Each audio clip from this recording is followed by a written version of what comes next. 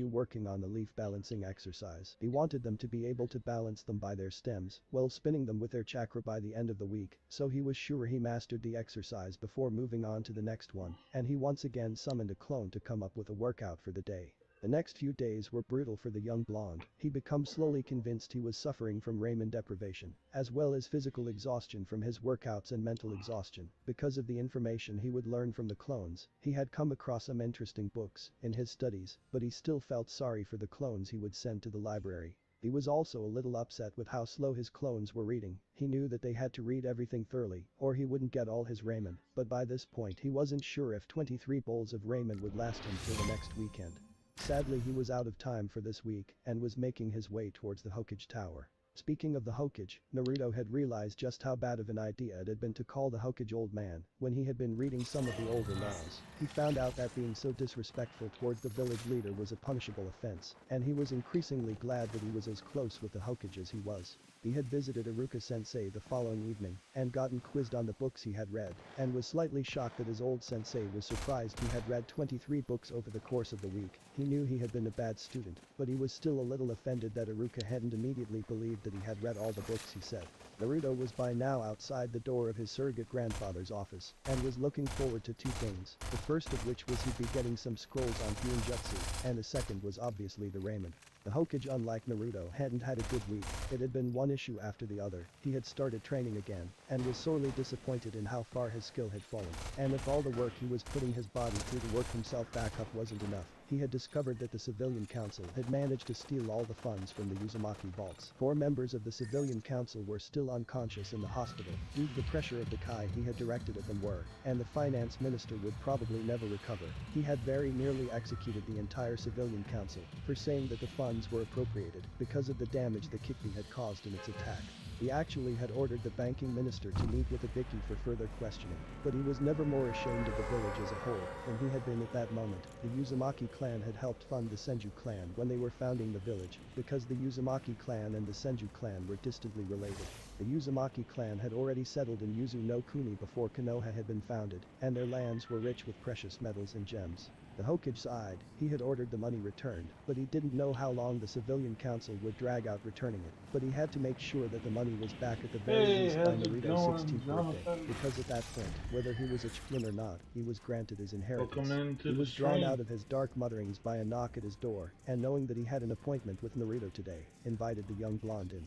The two spoke for a while, well, more accurately Naruto talked, and the Hokage listened. He was ecstatic to hear of Naruto's successes. He was also shocked when the boy asked to have his weights increased, but he complied, increasing each of the weights to 20 Most pounds. The likely, two soon I'm left the older office than heading to you. Naruto's favorite place to eat, Ichiraku Ramen. Their arrival caused an uproar with the ramen.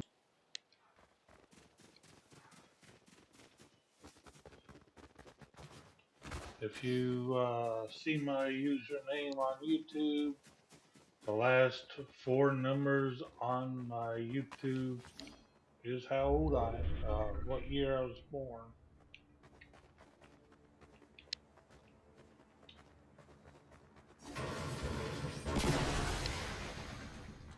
"1985".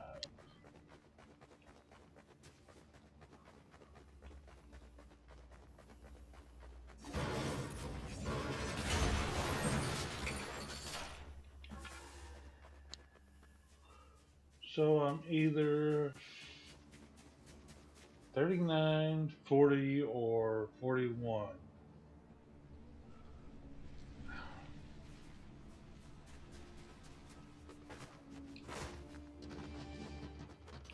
Let me know what you think how old I am.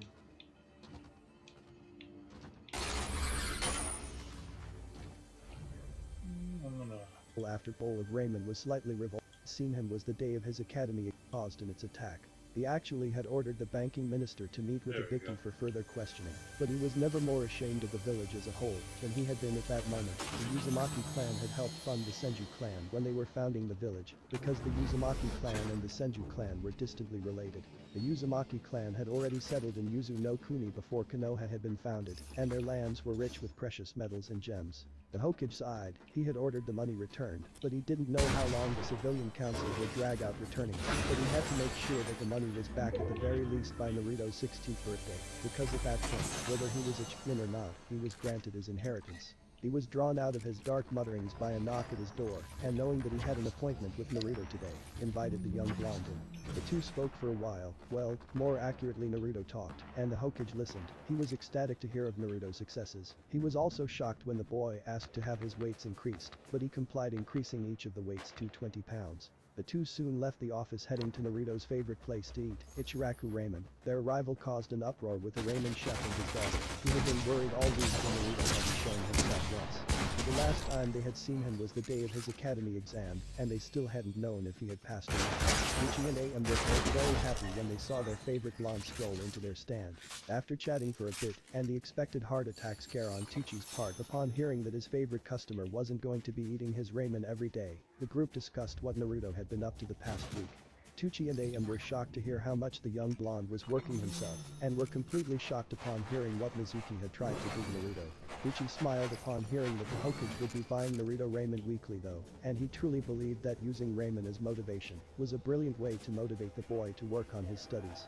It also didn't hurt that it meant he would be getting the Hokage himself as a recurring patron, and in Konoha, that meant good things for your business. When Naruto finally placed his order, Tucci couldn't help but hold back a slightly shocked expression. He was accustomed to Naruto being able to down a dozen bowls of ramen if he had needed to go without it for a day or two, but hearing the young boy order 23 assorted bowls, he couldn't believe that the young blonde would be able to finish them. Overall, the visit took a little over an hour. To most, the sight of the young blonde Perfect. practically inhaling bowl after bowl of ramen was slightly revolting, but a select few watched with an odd fascination, curious as to where all the ramen went. It took till the 20th bowl for Naruto to slow down. He remembered that this would be the only time he would eat ramen for the next 7 days, and decided he would savor the last 3 bowls. When the blonde finally finished off the last bowl, placing it on the precariously high pile, Tucci smirked at his other customers' astonishment. The only one who could have possibly eaten more ramen was a near starved Akamichi, and even then he figured they would be hard pressed. The Hokage departed a short while after Naruto finished eating. He would have loved to spend more time with his favorite grandson, but he himself had work to do, and even with his clones handling all his old paperwork, he still had meetings to attend and training to do, so after warning Naruto not to overdo it with his training, he made his way out. Naruto left shortly after that, saying that he'd see Tucci and AM next week, nearly bursting into tears at the thought of having to go so long without ramen, and seeing the young boy's distress, Tucci offered Naruto a bowl to take with him, to which shockingly the blonde refused. He said even though he didn't like it, he had promised the old man that he would only eat ramen once a week, and only when the Hokage brought it. Naruto made his way back to his apartment, deciding he'd take today easy, so that he'd be able to get used to the added weight he had on. On his trip back home, he was thinking back over some of the things he had learned in the past week. Flashback, Naruto had just mastered the leaf exercise, and could now balance the leaf on his forehead only using his stem, and he had finally gotten down the more refined chakra control to rotate it. He had been making his way to drop off his rent, and had decided he'd give the rent to the man who owned the apartment in person. So he was shocked when he waited outside the door for 10 minutes after knocking before he finally realized that the hinges on the door looked like they were rusted shut. Naruto let his curiosity get the best of him, and decided to sneak in through one of the windows, and found that the place was covered in dust. There had been some old furniture there, left as if forgotten, but upon exploring the apartment, he was shocked to see that behind the door was a small pile of the envelopes he delivered every month as his rent. He noticed that there were 3 years worth of rent in the pile, and he tried to remember the last time he had seen anybody in the complex. Sadly, he couldn't remember seeing anyone in the building since he was 9, so he cursed his poor observations, took the pile of money he had slowly accumulated in the empty apartment, and cleared a few flames to search the rest of the complex. He found all the apartments in a similar condition to the first one he searched, aside for the apartment on the 9th floor. Being the top floor of the apartment, he assumed it had once been used by some rich people, because the apartment on the top floor was a suite that took up the entire 9th level. He was shocked that anybody needed that much room, but he figured rich people probably had that much space just to show off. Flashback end, Naruto arrived back at his apartment. He had debated taking residence in the huge apartment on the top floor, but he figured it was just more empty space. However, he didn't feel bad about moving to one of the apartments in the building that had a slightly bigger kitchen and living room. He had found that apparently only the hot water in his apartment didn't work, so he moved to one of the other apartments on his floor. He had also taken the liberty of borrowing some of the furniture from the apartment on the top floor. He figured if it was just going to sit there, someone should make use of it. He made his way to the couch in his living room and relaxed. He drifted back off into sleep looking forward to training and faded into dreams of him swimming through lakes filled with ramen. Naruto woke up a few hours later and created a clone to quickly cook something. He decided to do push-ups while waiting for his meal to be prepared and was at around 500 by the time the clone dispelled, letting him know that the food was done. He quickly ate and decided that he would visit Iruka-sensei in the hospital. He's probably bored out of his mind. It's good he's able to leave in a couple days. I'll ask him to get ramen with me and Gigi next week. Chapter 4: Infiltration and the Forgotten. It had been a month since the incident with the Forbidden Scroll, and Naruto was shocked at how much he had changed. He was faster, smarter, stronger, and even slightly more mature. He looked over the past month with a sense of pride. He had gotten so much stronger than he was before, and he had essentially done it on his own. He had asked for some pointers from his surrogate grandfather, or Iruka-sensei, if he needed help with some of his training, but he'd been doing the work himself. Naruto was currently lying on top of the Hokage monument staring up at the night sky. He never knew why he was drawn to sitting on the Yondame's head, but the man was his idol after all, even if he had sealed the stupid fox inside him. It had been a long day of training for our young blonde, and he was just taking some time to rest.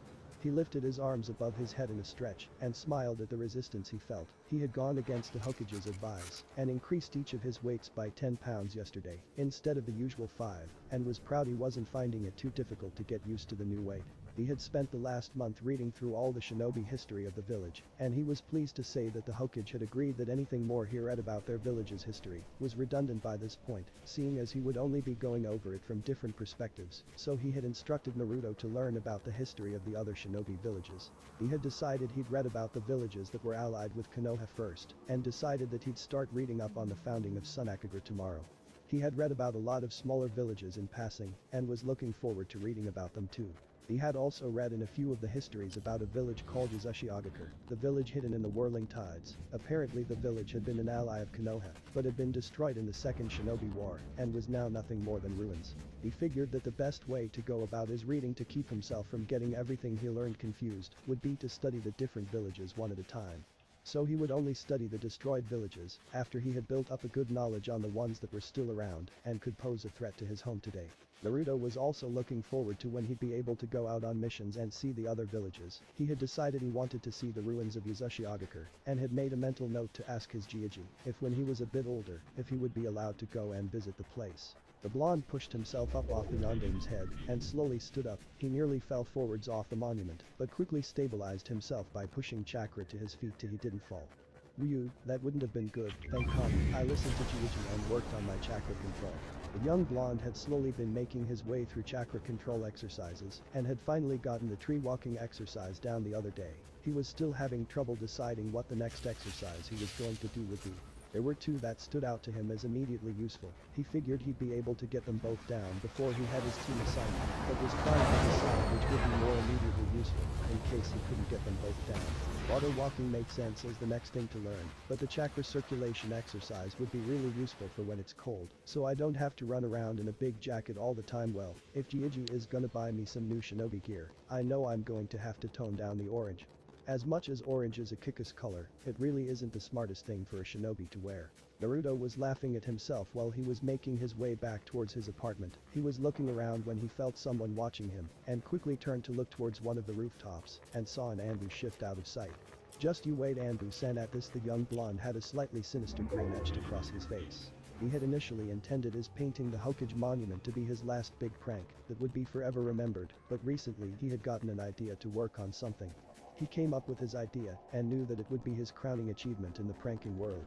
If he succeeded pulling it off, he might make enemies of some of the less good-natured Anbu, but he figured pulling off this prank would also show him just how far he had gotten in his stealth training.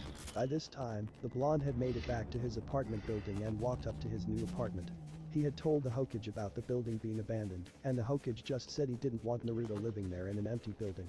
After much begging and pleading, Naruto managed to convince his surrogate grandfather to allow him to stay, and after even more begging and pleading, the old man grudgingly gave him permission to use the building as he saw fit. Naruto reached his apartment door and walked in. The apartment he had moved into, after discovering the building was empty, was much nicer space, and Naruto had also managed to convince Iruka to buy him what he needed to start working on Fuinjutsu. After getting the Fuinjutsu scrolls from the Hokage, Naruto had delved into it and was shocked to find that he had trouble turning away from the scrolls. It took Naruto 2 days to get through the set of scrolls his surrogate grandfather had given him, and he spent the rest of the week rereading them to ensure he had everything memorized. The scrolls hadn't had any actual seals in them, they were in all about the theory behind Fuinjutsu. The second week he got some scrolls on all the different types of seals, and finally the other day, he had gotten some instructing scrolls on how to create seals. After getting all the theory down, Naruto had been anxious to try them out and decided to make a simple storage seal. It took him 8 ruined scrolls, but he finally managed to get the formula right for creating a storage seal. He was currently using it to carry around his book on chakra control, a bingo book that he got after spending more time in the library, as well as a few bentos that he or one of his clones would prepare in the mornings. He had also been working on a set of barrier seals and figured he nearly had the formula down behind them. It was a 6-point barrier. He had decided on this because he had learned that anything under a 6-point barrier could destabilize if one of the seals was destroyed, but this way, if one of the seals failed, the barrier would continue to operate until there were only 3 left. He wanted to have an 8-point seal, but he knew that was far more advanced, and so he stuck with a 6-point seal. As Naruto made his way to his bedroom, which now thanks to the generously donated furniture from the giant apartment on the top floor, had a rather large and exceptionally soft bed up against the window. He dropped into his bed and started drifting off, thinking of all the shinobi he had read about in the shinobi records. He had been slightly upset when he found out that the majority of the shinobi listed in the archive were all either retired or deceased shinobi. He understood now that it was because it was sensitive data, and as such the village couldn't have info on their current shinobi out to the public, but he had been happy to find that there was stuff about the well-known shinobi in the village. He had been reading up on his particular hero, the Wandering Hokage, and found out that his teacher was none other than one of the legendary Sanin. He only knew a lot about them because he had found an old bingo book in the library and found it really interesting, so he went out to a shinobi supply store under the Henge no Jutsu and got himself a copy. Naruto realized that if he was going to be going out on missions, he was at one point or another going to face shinobi from other villages. He decided that as awesome as he was, or was going to be, that he should know about the really dangerous shinobi across the elemental nations. The next 6 weeks passed like the month before. Naruto trained himself into the ground with fervor every single day, and would study Fuinjutsu in the evenings till it hurt his head. The only thing not directly related to his training that he had done in the 6 weeks were at the 1-month mark from team assignment. He had finally pulled what he dubbed his masterpiece as the village prankster. Flashback: Naruto was sneaking through the village and making his way towards Anbu headquarters. It was supposed to be a secret location, but after following a small group of Anbu around for a few days, he figured out its location. As Naruto slipped out of the side alley he was standing and wearing his trademark bright orange jumpsuit. He dashed across the street keeping low and to the shadows to avoid detection. He decided that this mission would be his jumpsuit's last mission, no matter how much he loved the color. A bright orange jumpsuit was probably the least non-discreet outfit he could even wear. This was exactly why he was wearing it on this mission. If he could sneak into Anbu headquarters undetected, in a kill me orange jumpsuit no less, and pull off his prank, well then, that had to say something about his infiltration and stealth skill. Okay, now if I remember, I've gotta head all the way down this alley, then there is a side passage that'll take me close to the Anbu headquarters. Naruto kept to the shadows against the walls in the alley. He had debated using the rooftops, but he knew that would get someone's attention. He was about to turn a corner when he heard someone coming around the corner.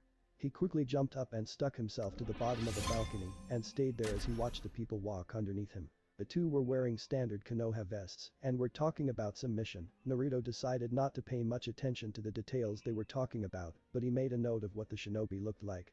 From his vantage point he could tell that one of the men had silver hair and from what he could tell, seemed to be wearing a mask covering the lower half of his face. Damn, that looks cool. I gotta remember to get some of those when I go shopping with Ryuji. Besides it's a good way to help keep flying a secret on missions.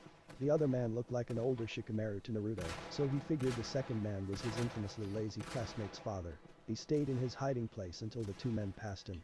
He waited a few minutes to ensure that they were gone before he dropped back down to the ground. Moving quickly, he rounded the corner and saw his target. The Anbu headquarters weren't anything like one would expect. The building seemed to have been designed to be the most plain and unimportant looking building imaginable. It appeared to be a small 4-story apartment complex, but Naruto knew that the Anbu headquarters also had a substantial underground section, so he moved towards the building. Naruto had already visited the building once, so he knew how he was going to get inside. He quickly made his way around to the back of the building and started making his way up the drain pipe. He could have just walked up to his entryway, but he didn't want to risk alerting anyone by using chakra. Once he made his way to the 3rd floor window and slid inside. Making a quick check around, he found that the halls were empty. He knew his target was in the first floor underground. He silently made his way towards the staircase and performed his henge no jutsu to appear as the silver-haired man he saw earlier and made his way down the staircase. He was surprised that he hadn't met any security, but decided not to question his luck. Upon making his way to the first subterranean level, he dispelled his henge and realized why he hadn't run into anyone. He heard some loud cheering and singing, letting his curiosity get the better of him. He snuck towards the door that the noise was coming from and saw inside what looked like a lounge, dozens of shinobi drinking sake and handing gifts to another one of the shinobi. Naruto couldn't believe his luck that the Anbu would let their guard down for someone's birthday. He certainly wasn't going to let this get in the way of his prank. He quickly made his way down the hallway to the equipment room. He pulled out a storage scroll that he had in his pocket and made quick work, not wanting to waste any more time that was necessary. I can't wait to see them tomorrow morning. I still gotta do it when they tried to explain his situation. With that last thought, he then jumped, he faced the steps, and made his way out of the building. I can't believe that I got away with that. I mean, wow, those are our elite shinobi. They won't know what hit them. Unable to hold back his laughter, the blonde let out a small chuckle as he launched himself out of the third-floor window. He didn't even mind if someone noticed the chakra he used. He had to get back to his apartment before he woke up the village with his laughter. Little did Naruto know that one person saw his escape, the same silver-haired shinobi from earlier that evening. The man didn't know what the blonde had done, but he had a feeling he should stop by the Hokage's office in the morning. The Sandaime Hokage woke up the following morning feeling anxious. He wasn't sure what caused it, but he knew that today was going to be a long day. Naruto, I hope you don't have anything to do with what's wrong. Oh, how wrong he was. The next day, feeling like he should find out the issue as soon as possible, he left for his office early. When he arrived, he was shocked to find several Anbu stationed outside his office building, waiting for him to arrive. It wasn't odd for the Anbu to be in his office. After all, he almost always had several hidden inside his office in case of intruders. But since he had taken to training more and having his clones do the paperwork, he had removed those Anbu. He didn't want his new method of dealing with paperwork to be leaked after all.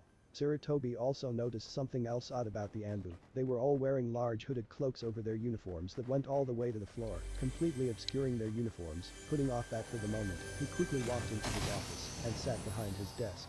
Sighing and rubbing the bridge of his nose, he turned to the Anbu who was currently in charge. Nico, report, why are you all concealing your uniforms? There was a noticeably awkward pause while the four Anbu looked at each other.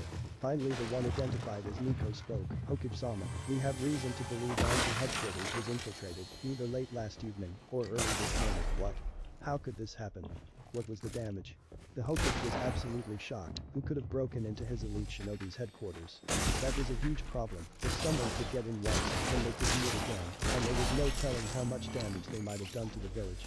Well, that's the thing, Hokage-sama. You see, nothing was damaged, per se, and nothing seems to be missing either as Nico lowered her masked head. To say the Hokage was relieved was an understatement, but that led to other concerns, such as why the Anbu all looked so embarrassed. If nothing was missing or damaged, then why were they all here, and what was with their cloaks? I see, Nico. Well, that is good at least. I must ask then, why did you all feel the need to come by? And if nothing is out of place, how do you know that your headquarters were even infiltrated? Well, Hokage-sama, we sensed a chakra signature heading away from headquarters, and then there was the other thing. I see. Could you identify the chakra signature? Possibly, Hokage-sama, but it could take a while. It was only detected for a brief moment. I see, and how brief of a moment is that? 1 second, Hokage-sama. The Hokage was curious now. Who could possibly have gotten into the Anbu How's it going? headquarters and managed to go completely undetected? It was an issue, but he was still rather curious as to the cloaks, so he decided to change his line of questioning. Well then, Nico, you and your men will just have to continue looking into this issue. Now would you kindly explain why you are all concealing your uniforms? At this all the Anbu tensed, and then what they did surprised the Hokage. After all, it wasn't every day that the village's elite ninja would shuffle around, fiddling with their hands, and look everywhere but at the Hokage. Well, you see, Hokage-sama, there was one thing that was damaged at headquarters. The Hokage could tell that they were stalling and trying to get around his question, so he decided to just circumvent their evasions. Anbu, I order you to remove your cloaks. The Anbu looked towards each other. If it weren't for the fact that their faces were covered, the Sandaime would swear that they all looked horrified at the idea. But after receiving another stern glare from the Hokage, they knew that they couldn't stall any longer. The Hokage watched with interest as the Anbu started undoing the fastenings along the cloak. He was slightly surprised when he saw that they were closed all the way from the neck to where they brushed the ground. He grew more and more curious until the Anbu realized that they had no other method for stalling, and they all dropped their cloaks. The Hokage looked at his Anbu dumbly for a moment and didn't say anything, and then burst out laughing at the sight before him. Before him stood 4 of his elite shinobi, all wearing matching Anbu uniforms in a brilliantly bright kilmer orange. Needless to say, he automatically understood why the Anbu were so embarrassed. After all, there was only one shinobi in all of Konoha that enjoyed that particular color, and he just so happened to be the only person in Konoha who would have the gall to sneak into Anbu headquarters just to dye all their uniforms that color. After taking a moment to calm down, the Hokage turned back to his now obviously humiliated Anbu. "Well, I assume that it wasn't just the 4 of you who had their uniforms," chuckled, damaged. "No, Hokage-sama, there was not a single uniform left in headquarters that wasn't damaged." At this point, all 5 people standing in the office heard what sounded like a snort of laughter and saw a book tumble off the shelf and land on the floor. If this wasn't enough of a confusing occurrence, the fact that the book exploded in a puff of smoke to reveal a certain young blonde who was notoriously famous for his pranks, laughing so hard that he was wheezing and pointing to him, realizing his cover was blown, and taking advantage of the momentary shock on everyone in the room's face, the blonde made a hand sign and seemingly puffed out of existence. After a moment of shock and profuse embarrassment on the Anbu's part, the Hokage turned and spoke again. "Well, Nico, it would seem that our culprit has revealed himself. If you wouldn't mind, would you please have him retrieved and brought to my office?" This seemed to get the Anbu's attention. Each of them was mentally smacking themselves on the back of their heads for not figuring out who it was that had done this, but then they quickly came to realize a horrifying fact. "Hokage-sama, would it be possible for us to head out in standard issue Chunin and Chunin attire, as opposed to this?" Nico asked this hopefully. If it was required, they would even all pay for the temporary uniforms, so anything was better than what they were wearing. Sadly, and to their horror, they would not get off that easily.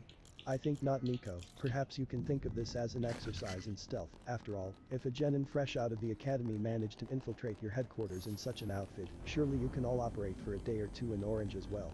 The Hokage was internally laughing his head off at the way the Anbu all slumped their shoulders at that, and also passed that along to all other Anbu, that they are not permitted to attempt to camouflage their outfits. The Anbu looked terribly defeated as they walked out of the Hokage's office and began passing out the Hokage's orders. Needless to say, the Anbu heeded the Hokage's word in regard to treating their outfits as part of a stealth exercise, because only 2 Anbu were spotted by anyone that day. Flashback end. Naruto would always remember that as his greatest prank ever. It would live in the memories of the Anbu for generations to come, and he couldn't help but be proud of how he had managed to pull it off. Another thing he had been proud of was how he had managed to evade the Anbu. They had been trying to catch him for several days. He had actually managed to break his own personal record on Anbu evasion. His old record had been something like 6 hours. This time it took the Anbu nearly 4 days to find him. However, even the memory of his most well-executed prank could not suppress the sadness and hurt he felt that was caused by his recent discovery. 2 days ago, Naruto had been in the library reading up on the history of other shinobi villages, and he decided he would read up a bit on Yuzushi Agakure. He was initially shocked on how little information he could find on it. It was almost as if someone, or several people, had made it their mission to rid the library of all the information on Yuzushi Agakure that they could. Being who he was, this only further pushed the blonde to find the information, and after hours of searching, and through liberal use of the Henge no Jutsu to gain access to the restricted sections of the Shinobi library, he found 2 books, one on the alliance of Konoha and Yuzu, and the other being a very old book about the history of Yuzushi Agakure. Nothing he had expected could have prepared him for what he found in those books. It took him till the second line of the first of the 2 books to find a name that he didn't expect to find. He found the history of the Uzumaki clan. If it hadn't been for how much he'd been training and learning over the past few months, he would have ran to confront the Hokage about what he was learning right then and there, but as he was, he couldn't do anything but read and read the tragic stories. Yuzushi Agakure was a relatively small shinobi village, located to the west of the Land of Fire, in the island nation of Yuzu no Kuni. Yuzushi Agakure was founded by the Uzumaki clan a decade before Konohagakure, and was remarkably wealthy, from what he already learned that they had earned their wealth through the mineral-rich islands of Yuzu, which had an abundance of precious metals, as well as rather large gemstone deposits. The Uzumaki were renowned for their unmatched skill in Fuinjutsu, as well as their remarkable vitality as well as their longevity. It wasn't unheard of for an Uzumaki to live well into their 100s. He was confused as to how he should feel about what had happened to his clan.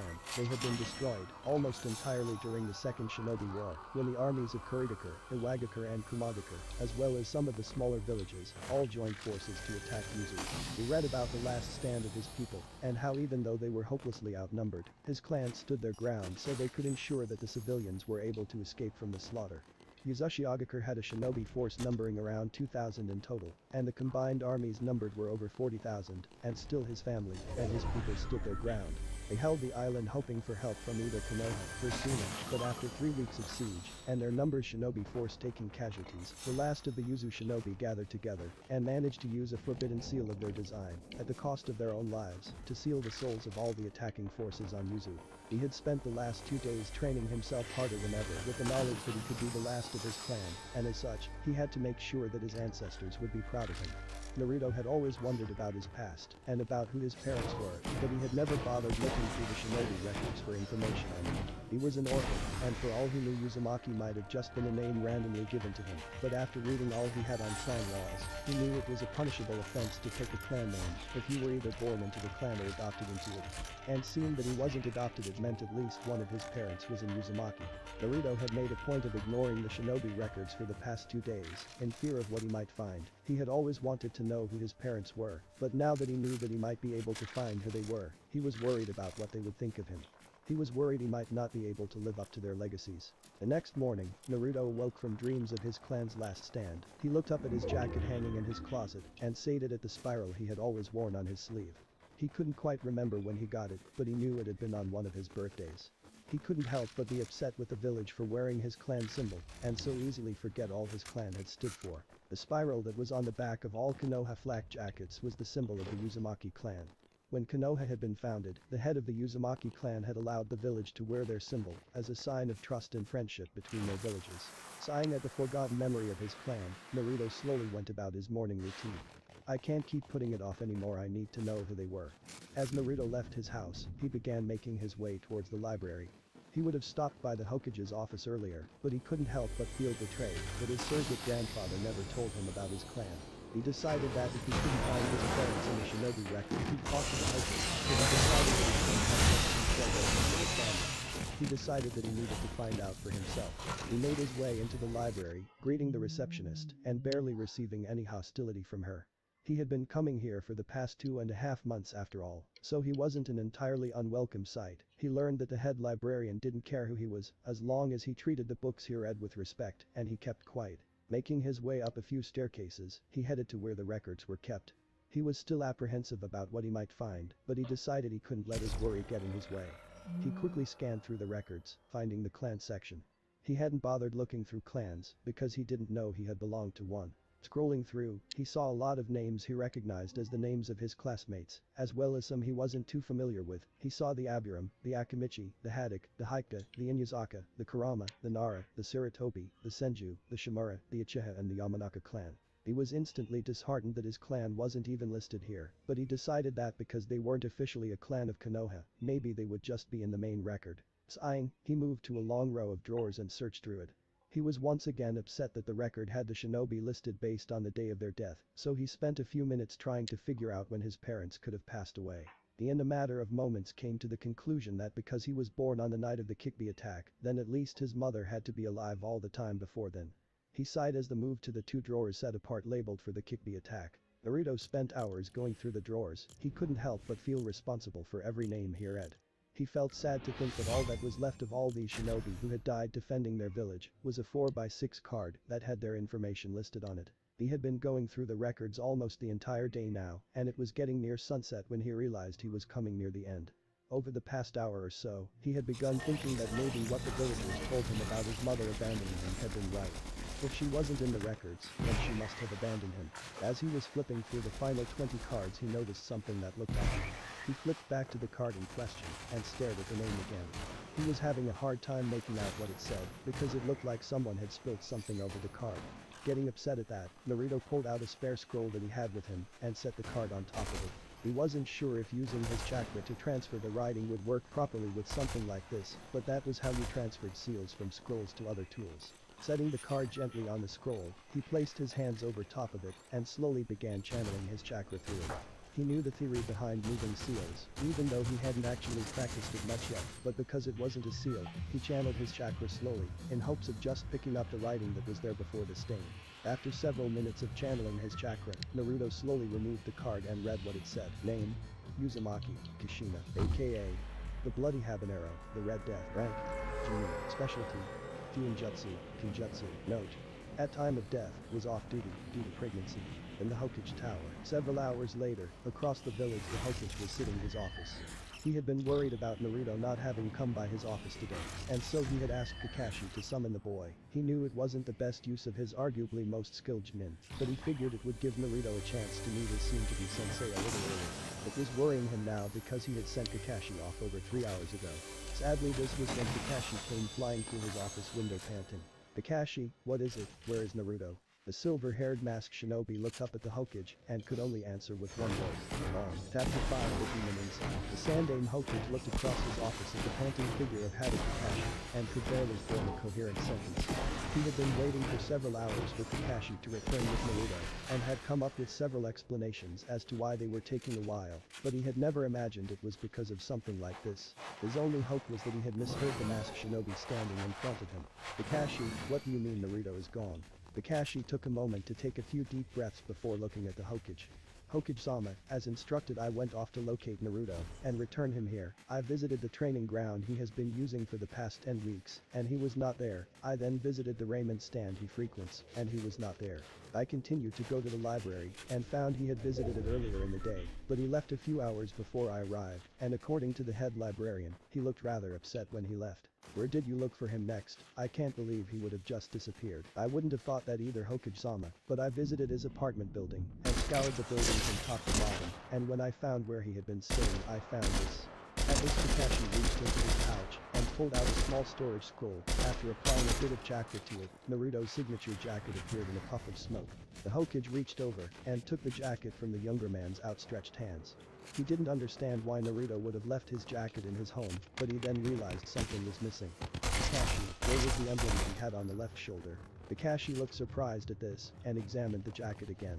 He noted that it looked as if the fabric had been cut around but it didn't show. "I don't know, Hokage-sama, but after finding this in his apartment as well as the fact that his apartment looked like someone had packed up in a hurry, I immediately started scouring the village. I checked every place he's been known to spend time and couldn't find him. I spoke to his old sensei from the academy, and now the man is off scouring the village himself." Kakashi took a moment to catch his breath before continuing. "I also stumbled upon the young Haiku heiress near the village's main gate. She was crying her eyes out, and when I tried to figure out what she was saying she just kept muttering that he was gone. From what I managed to get out of her, she had seen him arrive at his apartment looking rather upset before making his way to the village walls. She said she tried to follow him, and he disappeared into a crowd, then she couldn't find him again. I only noticed her because the shinobi on gate duty was a member of the Haiku branch family, and he had been trying to calm her down." The Hokage sighed at this. He had never expected that Naruto would leave the village. The boy had been reading up on the village laws. He had to know what could happen to him as a shinobi leaving his village without authorization. The Hokage realized that he had only one choice: find him, Kakashi. "You have to find him. The village has wronged him so much, and though I don't understand what made him finally run, Kami knows that he must have his reasons, but you need to find him, and you need to bring him back here." Sarutobi didn't mention that he had determined that Naruto must have found out about the Uzumaki clan, which would have explained why he had taken the emblem he had worn on his jacket, but he couldn't determine why that would lead the boy to have run away. The shinobi in front of him nodded and started going through hand signs. "Fuchius no Jutsu." At this, a group of 8 dogs appeared out of a cloud of smoke. The smallest one walked up to Kakashi. "Hey Kakashi, why did you need to summon us all now? I was just about to step in the—" Kakashi, not wanting to have to hear a lengthy explanation of his summon's grooming habits, quickly interrupted. "Not now, Pakin. You can talk about that stuff later. Right now I need you all to get the stuff from this jacket and lead me to it." The small dog looked up at him. "Why do you need all of us, Kakashi? I'm enough for this." Normally yes, but the boy whose jacket this is trying to chase down, so he could easily confuse his friend. "Now go, I'll catch up with you in a few minutes." With that, 7 of the 8 dogs jumped off. The last one stayed quiet, waiting to lead Kakashi to the other dogs' trails. After that was done, Kakashi turned back to the aging Hokage. "Hokage-sama, do you have any idea why Naruto would have left the village?" "At the moment no, but go. You need to find him before word of this gets out to the council, Kakashi. Go." So with this, Kakashi leapt out the window with the last of his summons leading his way. In the forest outside of Konoha, Naruto had stopped running around half an hour ago. He had run around 40 kilometers from the village when he started slowing down. Thanks to his endurance he would have been able to run further, but he decided to take it slow. "I know they're going to send people to find me anyway, and I won't be able to avoid them forever." Naruto had never felt so betrayed. The man who he had looked up to and idolized had been lying to him his entire life. Iji always said he didn't know who my parents were, but he had to know who my mother was. She was a genuine for Kami's sake. The Hokage himself has to promote them. The blonde was dragging his feet. He had initially planned to get as far from the village as possible, but he realized he had nowhere to go. He had considered going to the ruins of Yuzu, but he didn't have any way to get across the water to the islands. He had started working on the water walking exercise a few weeks ago, but he hadn't mastered it yet.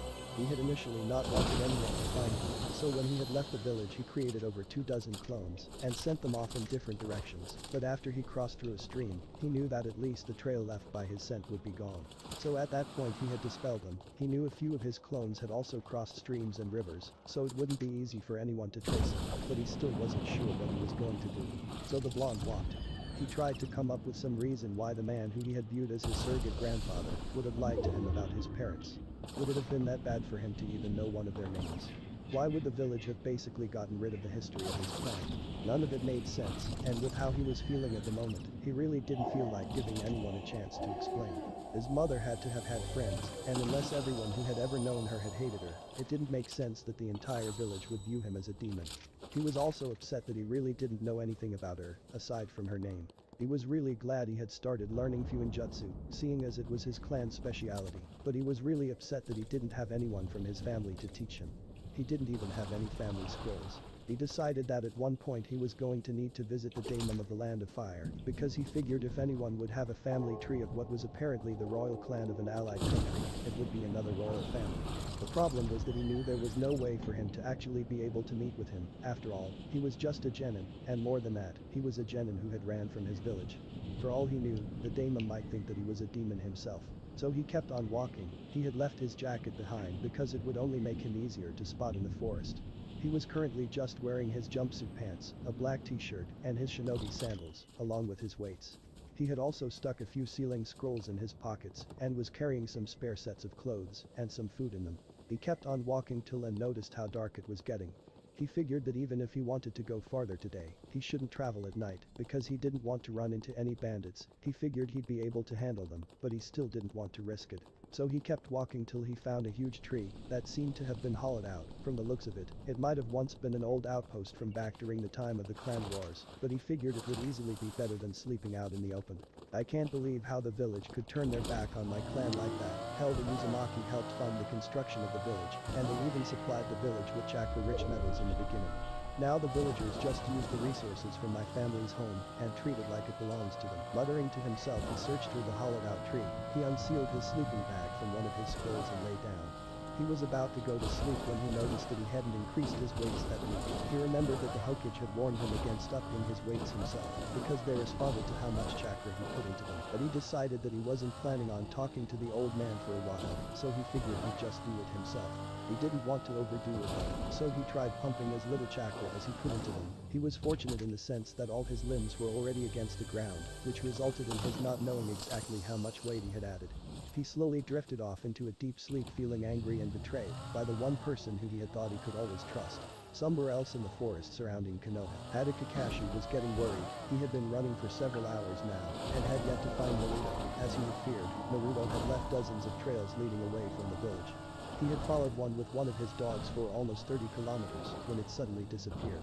He was disgruntled at this, but he knew he wasn't known for his luck though, so he hadn't really expected anything different. He sadly didn't have any choice but head towards the next trail. Thankfully for him though, he did have his summons, who were also scouring the trails. He searched far into the night, not stopping and not slowing. He was getting exhausted. He was still faced with several problems though. It was getting close to sunrise by the time he had narrowed down his search. There were a total of 5 paths that hadn't completely and inexplicably disappeared. The problem was that each of these trails died off because Naruto or his clones passed through a source of water, thus ending their trail. Which made it far more difficult to track, because it meant they would have to rely on visual signs, and seeing as the one they were searching for was a ninja, using clones that may or may not have disappeared, made this a terribly unfavorable gamble. Minato-sensei, Kushina-san, I'm sorry, I should have been there for your son, or I should have helped him, and now it might be too late. Kakashi quickly reached into his pouch and grabbed a soldier pill. He couldn't risk running short of chakra, and he would be using more than was safe with what he was going to do next. Kage Bunch and No Jutsu 4 clones appeared next to Kakashi, and they each set off down one up in the direction of the blonde's trails. He just hoped he found the boy soon. The next morning with Naruto woke up slowly. He had had a dream where he was walking down what it appeared to be a sewer. He was feeling a bit chilly and subconsciously reached for his jacket. Damn, I forgot. I left my jacket back in the village, darn whatever. It was the Hokage got it for me anyways. I don't need it. Naruto couldn't help but get angry at the thought of the man who he had viewed as his surrogate grandfather. He figured that there would be people out after him by this point. After all, Konoha can't lose its only demon. Naruto had read about Jinchuriki in one of the books he had picked up out of interest in the restricted section of the library. He had learned that he wasn't the only one to ever have had some demon or other sealed inside of him. He was rather upset when he read that most of the time Jinchuriki were just treated as weapons, but then again, he figured at least if he had been treated like that, he could have had someone to teach him properly. Naruto sat up and quickly discovered that he couldn't lift his arms. What the heck?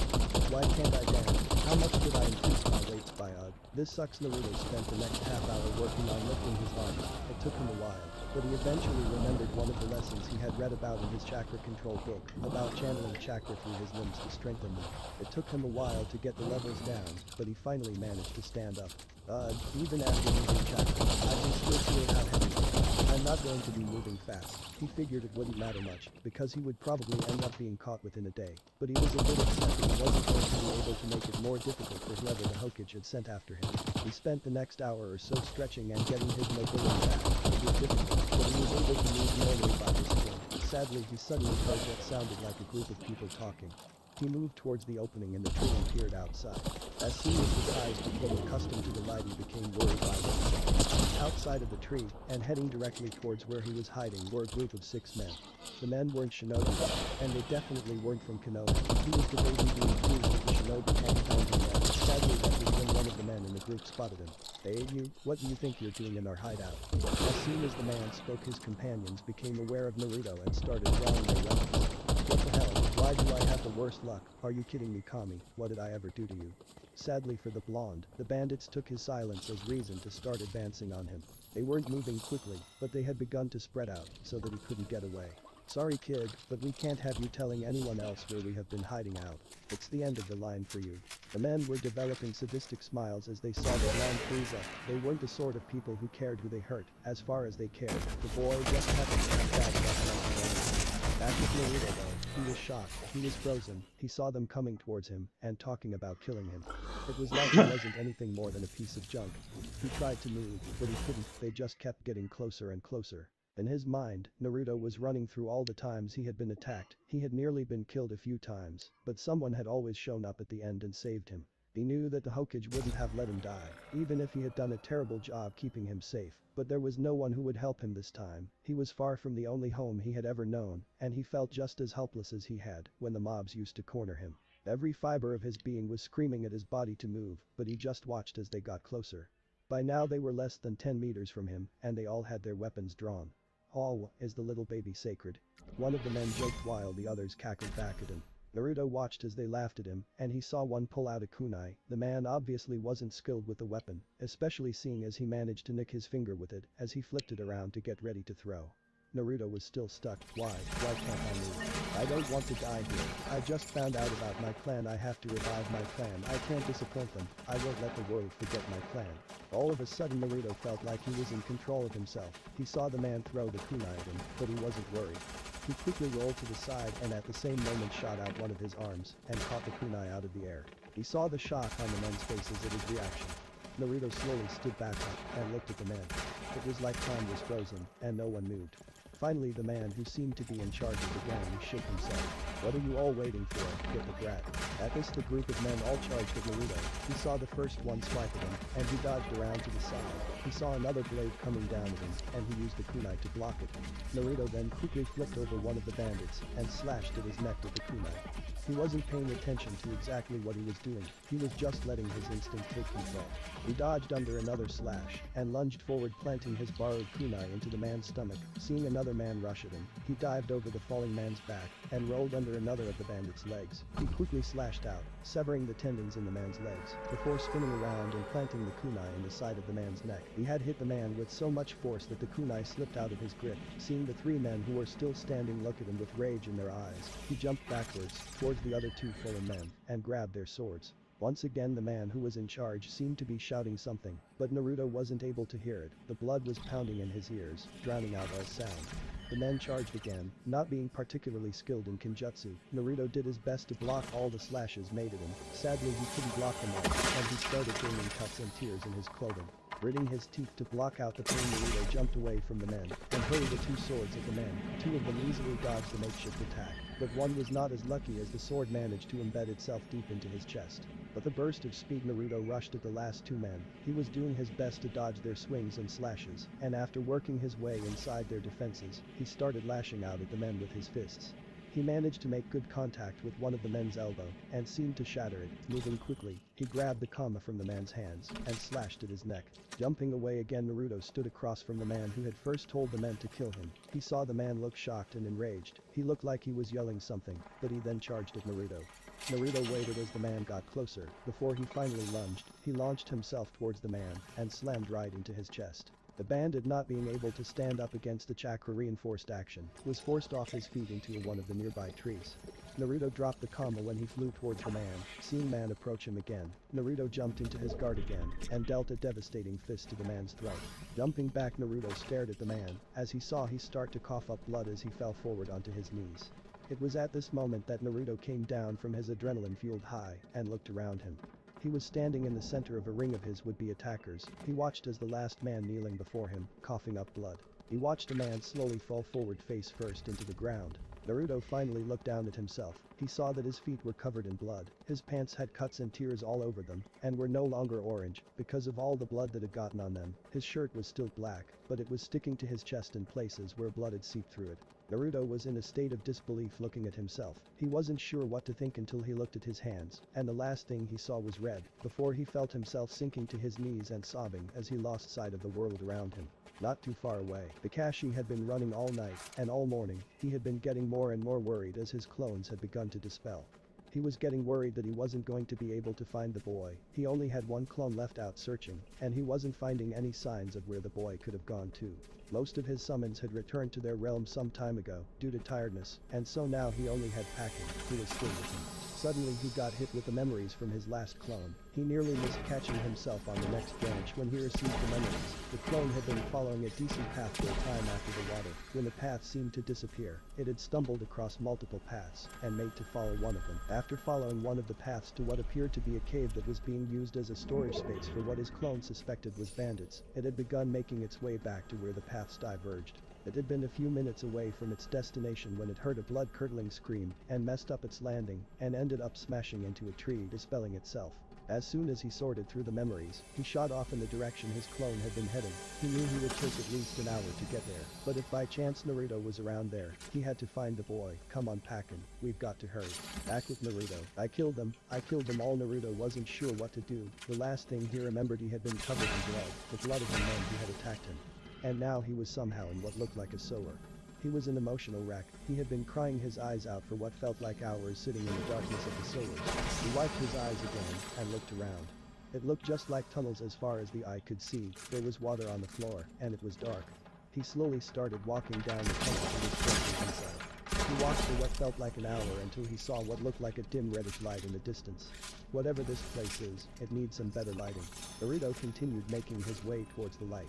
As he got closer, he started feeling more and more anxious. He was getting worried about what was causing the reddish glow.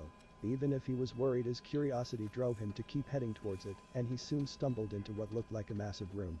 He looked around the room, and what he saw shocked him. At the far side of the room, massive bars rose out of the floor and up into the ceiling, forming a gigantic gate. He slowly approached the gate, ignoring the ominous feeling he was getting from the other side, and examined the gate more closely. That is when he saw at the joining of the two sides of the gate, a slip of paper with the kanji for seal in the center. Oh shit, this can't be what I think it is. Naruto's mind jumped, connecting the seal and the ominous feeling to the demon he had sealed inside himself. But before he could even open his mouth, he was interrupted by a dark voice filled with malice. I am exactly what you're thinking, you puny little fleshbag. Naruto jumped at the voice, as a giant figure came into view from the other side of the gate. Naruto looked up as the figure seemed to almost reach the roof of the chamber as it stood. He could hardly make out the entire creature, but he saw the dark reddish-orange figure. It was massive. The demon looked down at him. Naruto instantly felt afraid looking into the giant monster's red slitted eyes. They seemed to be the cause of the reddish glow. He was about to back away when he remembered his revelation about his clan, so he managed to keep himself from falling backwards. I'm surprised, Fleshbag, you have more guts than I thought you would. I know you know what I am though. Naruto took a moment to fully take control of himself again. His sense of self-preservation was telling him to run, but his brain was arguing back, saying he couldn't be weak when it comes to a burden he was given to bear. The burden of my Fleshbag. You've got some nerve calling me that. Come inside my cage so I can devour you, you worthless sack of meat. Naruto was slightly shocked at the revelation that the fox could apparently hear his thoughts, but quickly shook his head at that. Yeah, well, at least I didn't get myself sealed into a baby for almost 13 years. Naruto knew it probably wasn't a good idea to torment a demon, but he couldn't help it. It was obviously his prankster side coming out. Ard curse you Yandane, and this stupid brat you stuck me in, I'll rip your soul out and feast on it. Naruto felt both scared and amused as he saw the fox smash itself against the bars. He was worried that the fox could break free for a moment until he thought about how Fuinjutsu worked, and then realized that the fox was just pissed, and he couldn't help but chuckle as he saw how worked up he could make the demon. Sadly, even through all its cursing, it still managed to hear the blonde's chuckling. How dare you laugh at the great Kijbi, and you are nothing more than my container. The fox was growling now, but it had stopped tearing at the gate. But then again, Fleshbag, that little village of yours seemed to think we were one and the same. The fox chuckled to himself as they saw the blonde stiffen at the memory of how he was mistreated. There you were, an even smaller Fleshbag than you are now, and that women threw you out of the orphanage, calling you a demon, and then the mob started. Oh, you were always hated, but when you got thrown out on the streets, then you started getting hunted. Naruto wanted to tell the fox to stop, but he couldn't muster up the will to. You used to cry so much when they would catch you, you would beg them to stop, you would cry as you asked what you had done. Hahaha, you don't seem to understand, Fleshbag, they will always hate you for what I did. Those fools couldn't even begin to understand how little it affected me. In fact, it was rather amusing to watch you scream and beg for mercy. The fox began chuckling again after finishing its rant. Naruto was fighting back tears as the fox repeated some of the horrifying experiences of his life, but he managed to stop him from falling, and he controlled his face. Well then, fox, if it mattered so little to you, then why do you keep healing me? Why not just let me die? Oh yeah, it's cause if I die, then you go with me, so shut the hell up. It was now the fox's turn to look stunned. It had been planning on tormenting the boy for a good while longer, but seeing as the blonde had ruined its fun with it, it started to growl. You stupid Fleshbag, you are nothing to me. If it wasn't for that damn sea light could have long ago destroyed your village. Though I am surprised by the stupidity of your precious villagers, they decided it was a smart thing to try and kill the brat with the most powerful of all demons inside of you. I can make everyone who has ever wronged you suffer, Naruto. Just pull off the seal, and I can make all of your troubles disappear. The fox thought it had phrased that rather well, when all of a sudden the blonde started laughing. Oh man, you must think I'm stupid or something. I mean, remove the seal. Come on, Fuzzball, I've been studying Fuinjutsu for a couple months now, and you're telling me to release you so you can take away my troubles. Wow, good try, Fox, but you just gave away one of your cards. The fox was confused at this when the blonde decided to speak again. You just revealed that you have been observing my entire life. I mean, that has gotta be kinda embarrassing for the most powerful of all demons, having to watch a toddler nearly die of starvation, knowing that if it dies you will too. Come on, Furball, I have been through a lot of shit, but you know better than anyone that I have never wanted revenge. The fox was cursing inside its mind by this point when it recalled something. I kept you alive so I wouldn't die, and as much as I hate you right now, I have to say, even I am proud of how ruthlessly you took care of those men who just attacked you. The fox grinned triumphantly as he saw the look on the boy's face instantly fall as he sunk to his knees and began sobbing again. You see, Fleshbag, you're more like me than you want to admit. You didn't even notice you had killed all those men until you met eyes with the last of them. They were beneath us, and you proved your dominance, but if you use my power, it will be so much easier to show the rest of the world their place too. The fox was rather pleased with how it had managed to completely turn the conversation back in its favor, as it began pushing its chakra out towards the blonde. With my power we can take our rightful place in this world. The fox was grinning at its success as he saw the boy fall farther into despair. Naruto, both the fox and the boy looked up at this. The voice had sounded faint, but it was still there. Looking around, the fox cursed when he sensed that someone had found the boy's body and was waking him up. We will meet again, Naruto, and with time you will come seeking my power. With it, the fox's chakra began receding back into its cage. Outside Naruto's mind stood Naruto. Kakashi had finally found the source of the scream, but he hadn't expected what he stumbled upon. Hakken had warned him that there was a heavy scent of blood in the area, which is what had caused him to yell out for the boy, but what he found had shocked him. He walked into a small clearing before a large tree and saw a field of red. There was blood all around the area. It had seeped from the ring of bodies. However, what caught his attention was the figure kneeling in the center of the bodies. If he hadn't been watching over Naruto for a long while, he might not have recognized the boy. The blonde was covered in blood. Kakashi's mind jumped to the worst conclusion as he hurried and kneeled next to the boy. Please be alright, Naruto. I have failed you so many times already. Please let me not have been too late again. Kakashi reached to the boy's neck and felt for a pulse. He waited a moment before he found it. He found that Naruto's pulse was strong, and he gently shook the boy's shoulders. Kakashi had to wait a moment before he got any sign of movement, but he hadn't expected the first thing to happen would be for the boy to take a shaky breath, collapse on himself and start sobbing. Chapter 6 History and Home. Kakashi was making his way back towards Konoha. He was walking slightly behind the young Uzumaki, and was repeatedly thanking Kami that he had managed to catch up with the blonde. He was still shocked slightly when he looked back on how he had found the blonde just a few hours earlier. The boy had been covered in blood and surrounded by bodies. He had been worried about what may have happened, and then the boy was crying and talking about how the villagers being right about him. That had upset Kakashi quite a bit, and so he had spent quite a while getting the whole story of what had occurred out of the blonde. To say Kakashi had been upset wouldn't have covered it. When he had gotten Naruto to start talking, he hadn't been expecting the boy to talk about the hateful stares he would get. Looking back at the conversation, Kakashi thought that Naruto probably hadn't even really been talking to him, but more ranting, because he had finally reached a point where he couldn't take any more emotional abuse. So Kakashi had listened to Naruto talk about how the villagers had always mistreated him, going so far as chasing him down with mobs. He talked about the academy, and how almost all the teachers kicking him out of class if he had. One of the recurring themes in the boys' rant was how the village had betrayed the memory of his clan. When Naruto's rant had caught up to the present time, and he had talked about what had happened with the bandits, Kakashi was torn between being worried for Naruto's safety, and being impressed with how well Naruto had managed to deal with the life and death situation. He had been shocked when Naruto continued to talk about the fox, and how it had claimed that he was a demon just like it. That had freaked Kakashi out, hearing that Naruto had conversed with the Kikbi, but he had been more concerned with calming Naruto down at the time, than the demon talking with the boy. It had taken quite a while, but he had managed to help calm Naruto down, to the point where they could talk. He had explained to the blonde that they were shinobi, and they were trained from a young age to kill. It was their job, and sadly the academy isn't really capable of preparing a person for the first time they are forced to do so. Only recently had he asked Naruto what he had meant by the village dishonoring the memory of his clan. What Naruto told him only angered him further. I can't believe how far the village has strayed. How can we wear their symbol and still hold our heads high?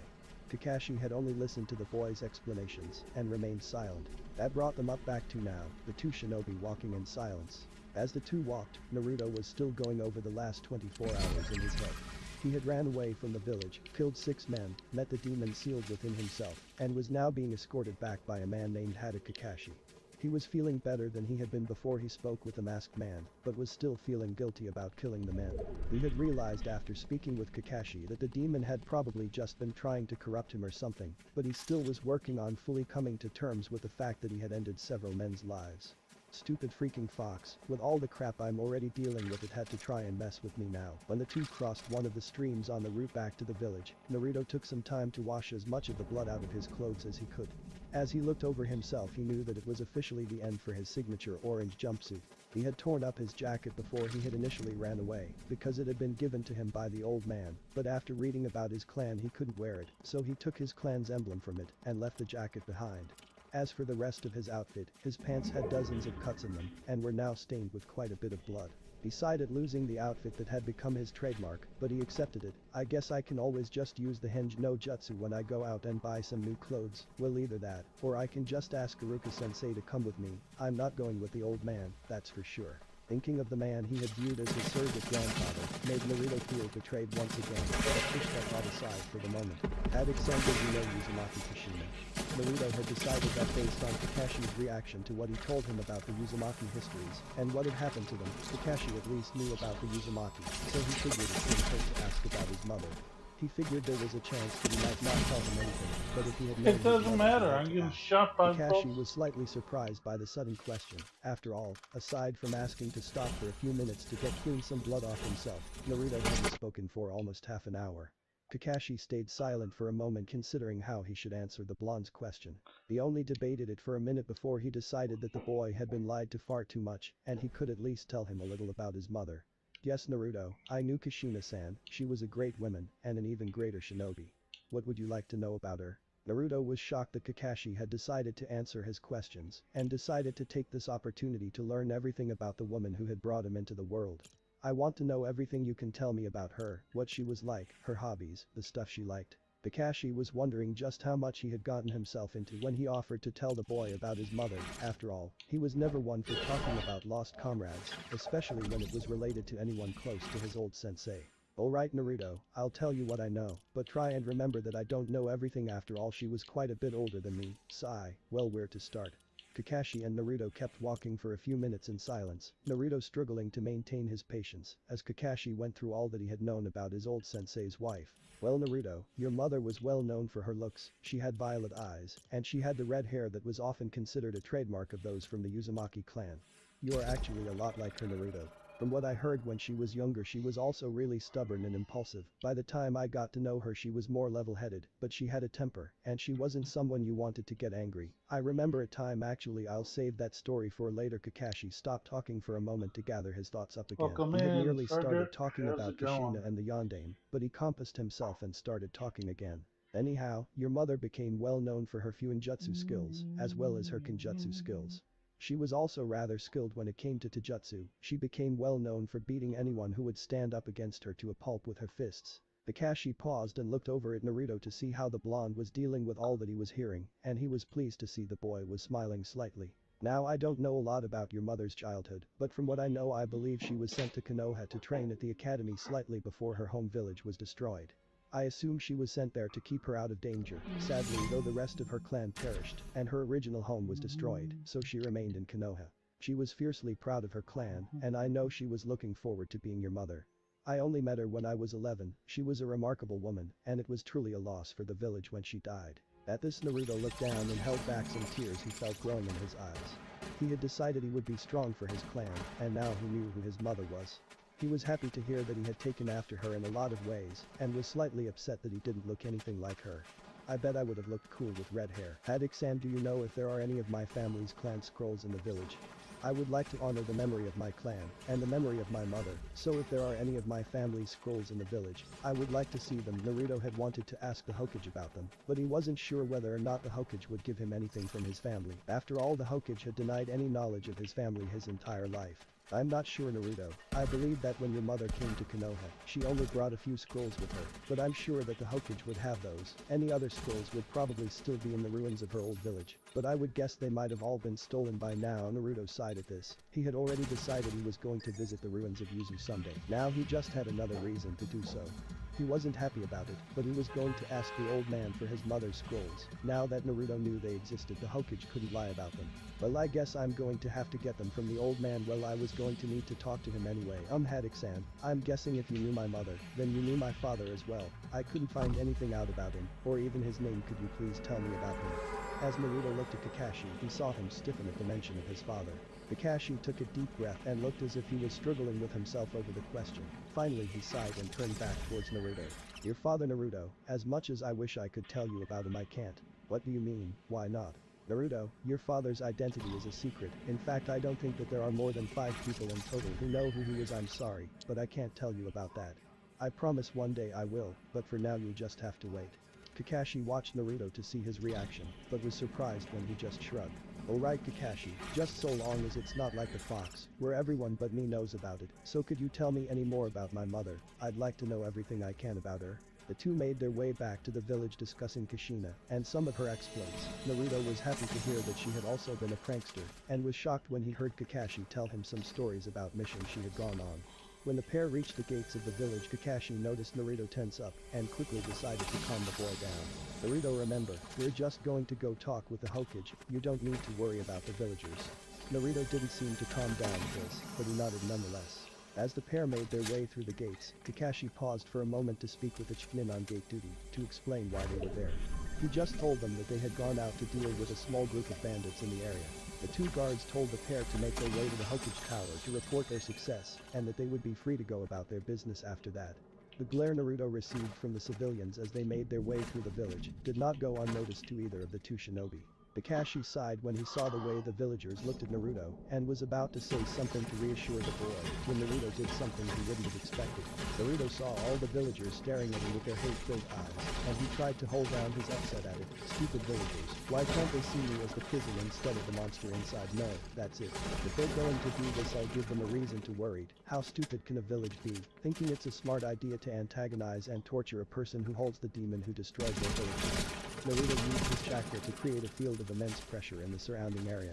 It wasn't anything like the Kai that many shinobi make use of to intimidate and get an upper hand on their opponents. It was just pressure. The civilians glaring at Naruto felt themselves freeze in place. If you asked any of them how they had felt, they would have said that it was like the air was trying to push them to the ground, but the same force was also holding them in place.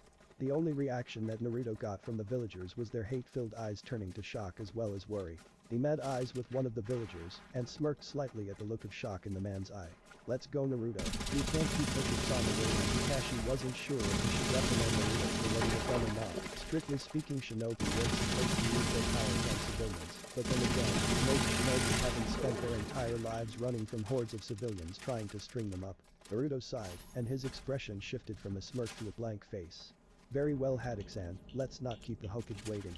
Naruto stopped releasing his chakra and turned away from the villagers, following after Kakashi. The masked shinobi led the blonde to the Hokage tower without further incident. The pair made their way up the staircase and quickly found themselves before the doorway to the Hokage's office. After Kakashi spoke briefly with the secretary, she told them that they should head right in. Kakashi raised a fist and knocked on the door twice quickly before they received word to enter. As they walked into the room, the door swung shut behind the pair, and Naruto looked upon the one man whom he had always trusted. The man who he had viewed as his grandfather, and the first person who he had ever truly trusted for the first time in Naruto's life. The sight of the Hokage made Naruto angry. He had been betrayed by the man he had trusted most, and no matter what justification the old man might have, Naruto just couldn't forgive him. The Hokage had let out a sigh of relief earlier when he got word from Kakashi that he was returning with Naruto, but he was worried of the state the boy would be in when they returned. He now had the young blonde standing before him, and he knew something was very wrong. He quickly signaled that the Anbu leave his office and turned back to Kakashi and Naruto. Haddock-san, I appreciate how well you carried out your task. I am very grateful that you have brought Naruto back to us. Of course, Hokage-sama, I was just happy that Naruto was not injured when I caught up with him. Though there was much that will need to be put in the report, though it would be better for Naruto to explain all that happened himself. The Hokage sighed as he looked from Kakashi to Naruto. He was worried about how Kakashi was acting, and was even more worried about what it was that happened to Naruto. But right now was the time for him to be the Hokage, and he needed Naruto to explain why he had left like he did. Uzumaki Naruto, I do hope you realize the seriousness of your actions last night. It is not permitted for a shinobi to simply leave the village without authorization. What reason do you have for acting as you did? The Hokage had spoken with a harsh tone, but was truly concerned for the boy. No one knew better than he how much the child had suffered, and he wanted to fix whatever caused the issue as quickly as possible. I am confused, Hokage-sama. As soon as Naruto said Hokage-sama, Sarutobi knew things were far worse than he feared. As far as I am aware, I broke no such law. Seeing as I have yet to be listed in the official shinobi record book of Konohagakure, I am not officially a shinobi, and as such, I am not subject to any laws prohibiting my movement. To say the Hokage and Kakashi were shocked would be an understatement. Thankfully for Kakashi's sake, he had his mask to cover the lower half of his face, but the Hokage was staring at Naruto with his jaw hitting the floor. Was that Naruto, just spouting off village laws and using technicalities to get out of trouble? What? This was the train of thought both men had, but sadly the thought didn't last as Naruto once again opened his mouth to speak. On the other hand, the village council, and by extension the whole of Konohagakure, has betrayed and dishonored the memory of their allies the Uzumaki and Uzushiogakure. When Naruto spoke, the Hokage could hear the anger coming from the boy. What do you mean, Naruto? Don't try it, Hokage-sama. I found out about Kushina, and I know you've been lying to me about her my whole life, and I know about the Uzumaki clan as well. I want my family scrolls, old man. They are mine by birthright, and I don't know why you decided to get rid of practically everything there was on the history of my clan. But as of this moment, the village hidden in the leaves is forbidden from using my clan symbol as penalty for betraying the trust my clan placed in me. The Hokage was once again floored by what Naruto had said. He was confused by Naruto saying he had gotten rid of the village's information about the Uzumaki clan, and he wasn't sure what he could say in defense when it came to Kushina. He had wanted the boy to learn about her on his own, because of the council interfering with him, but he didn't know how it caused the boy to react like this. The thing the boy had said that worried the Hokage most was him revoking the right to wear the Uzumaki spiral. He couldn't even begin to think about what an uproar that would cause in the council, and with the general shinobi population. Naruto, please be reasonable.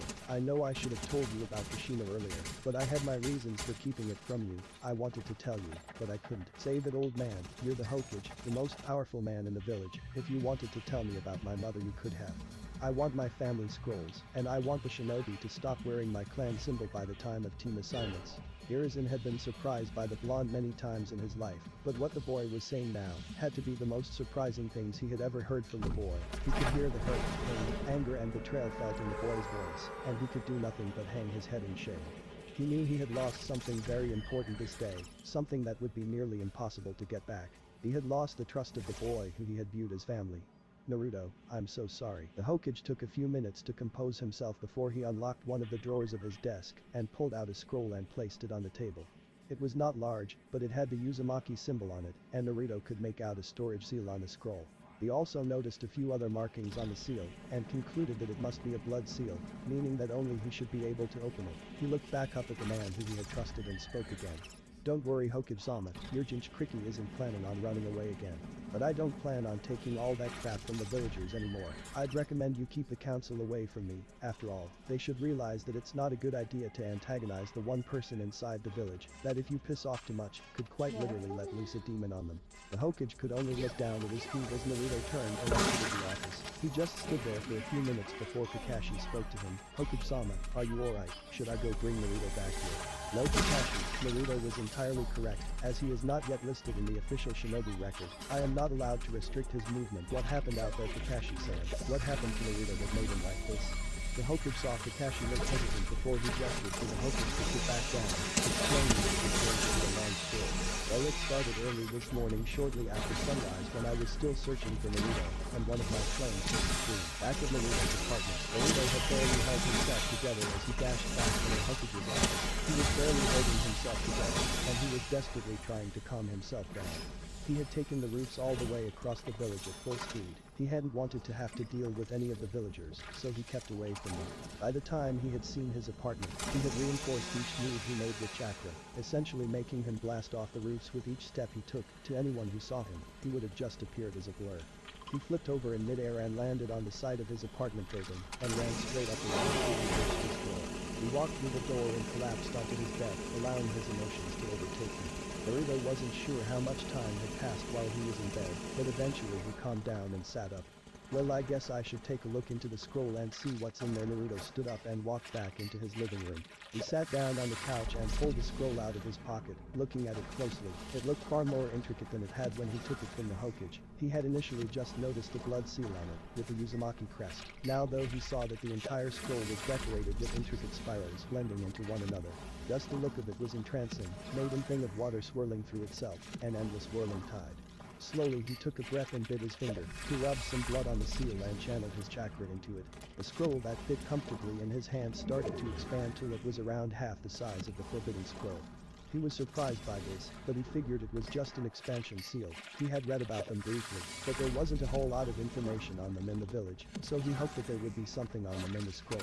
As he unrolled the scroll, a sheet of paper fell out of it onto the floor. He read the first line, and was shocked to see it was addressed to him. Naruto, if you are reading this, then it means I'm not there with you to teach you all about our plan. I'm so sorry for leaving you, and I hope you know I wish I didn't do it. Your father and I decided that when we found out I was pregnant, that we should each write you a letter in case we're not there for you. I don't know how I died, but I'm so sorry I didn't get to watch you grow up. I was so looking forward to seeing you become a splendid shinobi. I hope you know that your father and I love you more than anything else. You are our greatest gift, and I really hope that you have your father around so he can tell you all about me. I'm pretty sure that if you're reading this that he gave it to you. This scroll is what my father gave me when they sent me to Konoha to keep me away from the war. I never had the heart to return home after my family was lost, so I don't know if there are any of our scrolls left there, but this scroll has a lot of our family teachings in it. I know you might want to learn everything your father has to teach you, but the Uzumaki clan techniques are some of the best in the world.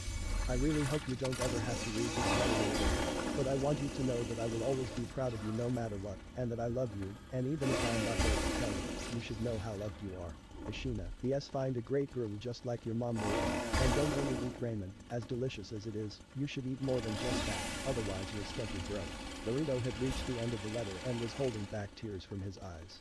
He was holding in his hands a letter written to him by his mother. He wasn't sure how to feel about what he had read. He had wished that his mother had told him about his father, but he figured that she thought that if she had died he would still be around. He spent the next half hour going over the letter a few more times, reaffirming everything he had read.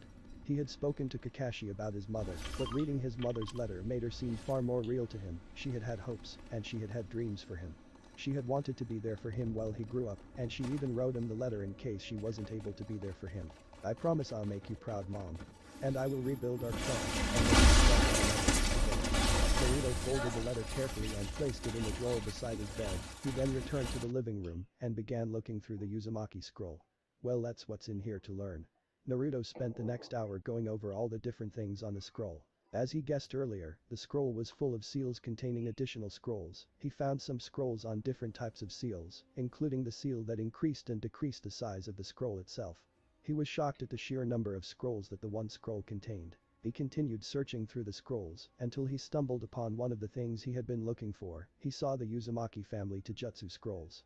He dropped everything else and began reading through the forms of Fudenken, the floating fist.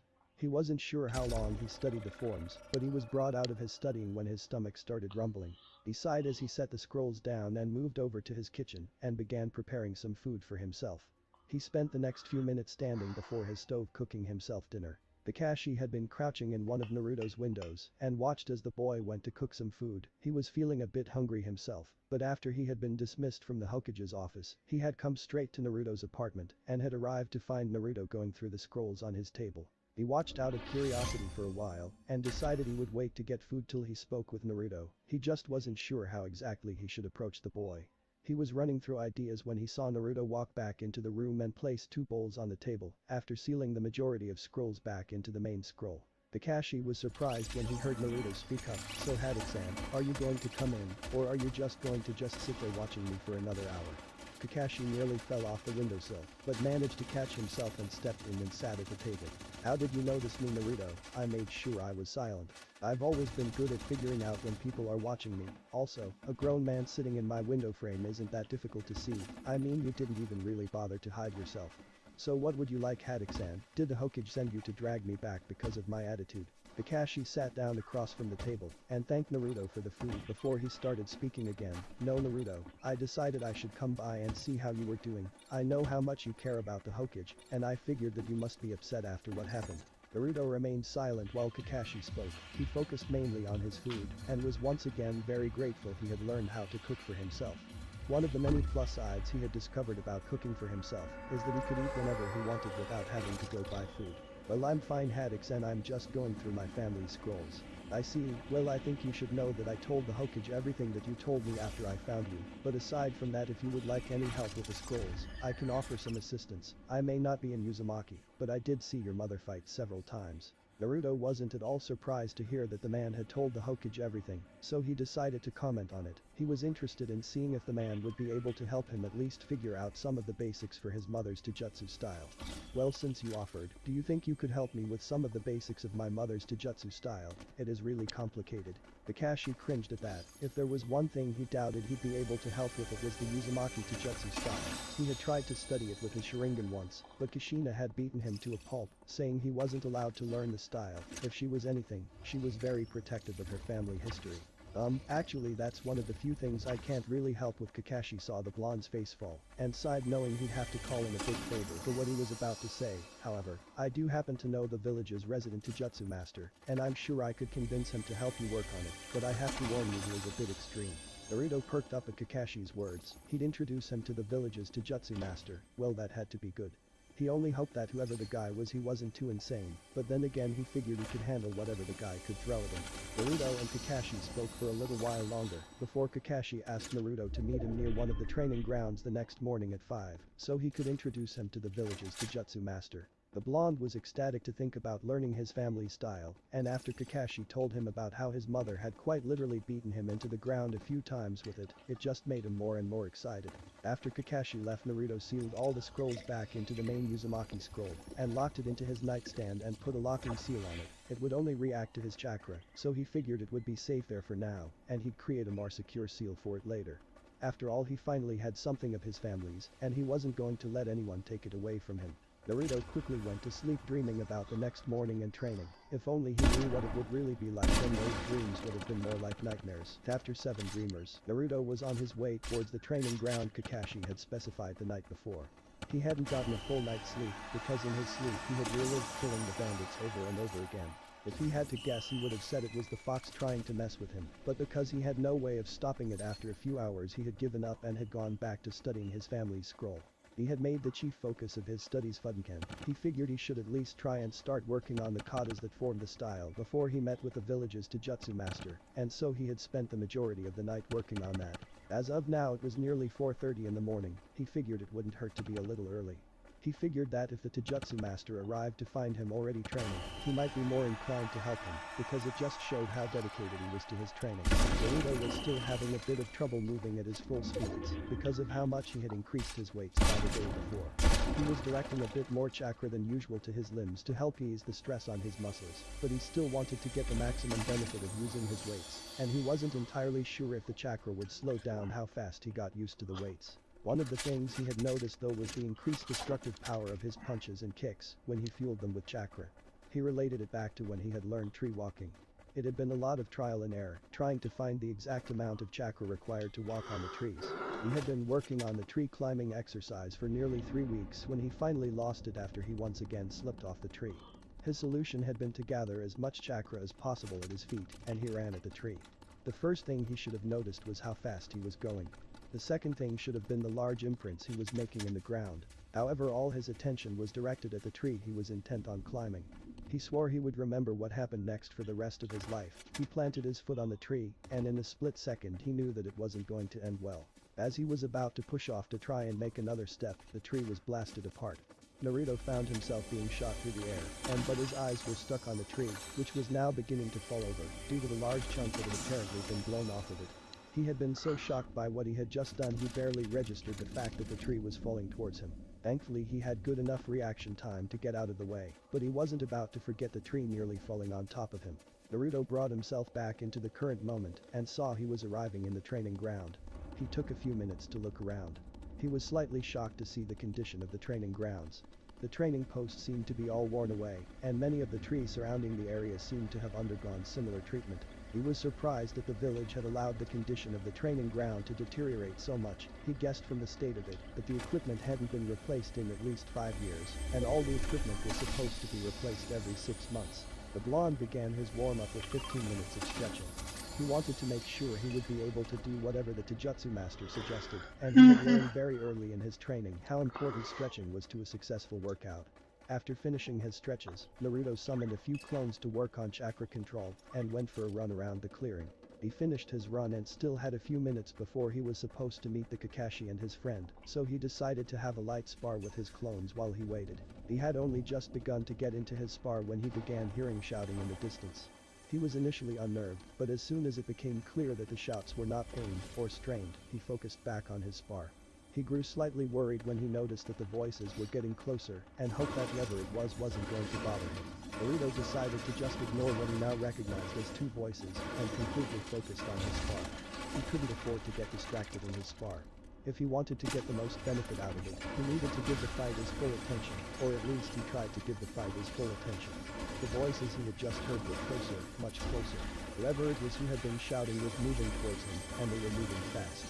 He was about to turn back to continue his spar when suddenly a pair of green blurs flew through the trees between him and his clones. Naruto was so shocked he wasn't paying any attention to what the 2 figures were saying. He just slowly looked towards the 2 figures that had slid to a stop at the other end of the training area, and blinked repeatedly trying to come to terms with his appearance. He had initially thought he was seeing double, but even after rubbing his eyes, the 2 figures remained where they staring at him in confusion. The pair both had the same black bowl-cut hair. The taller one was wearing a flak vest, they were both wearing bright orange leg warmers, and the shorter one was wearing bandages around his legs and hands. The pair was both wearing a hip around their waists. The next thing that caught his attention was the bright green one-piece spandex jumpsuits.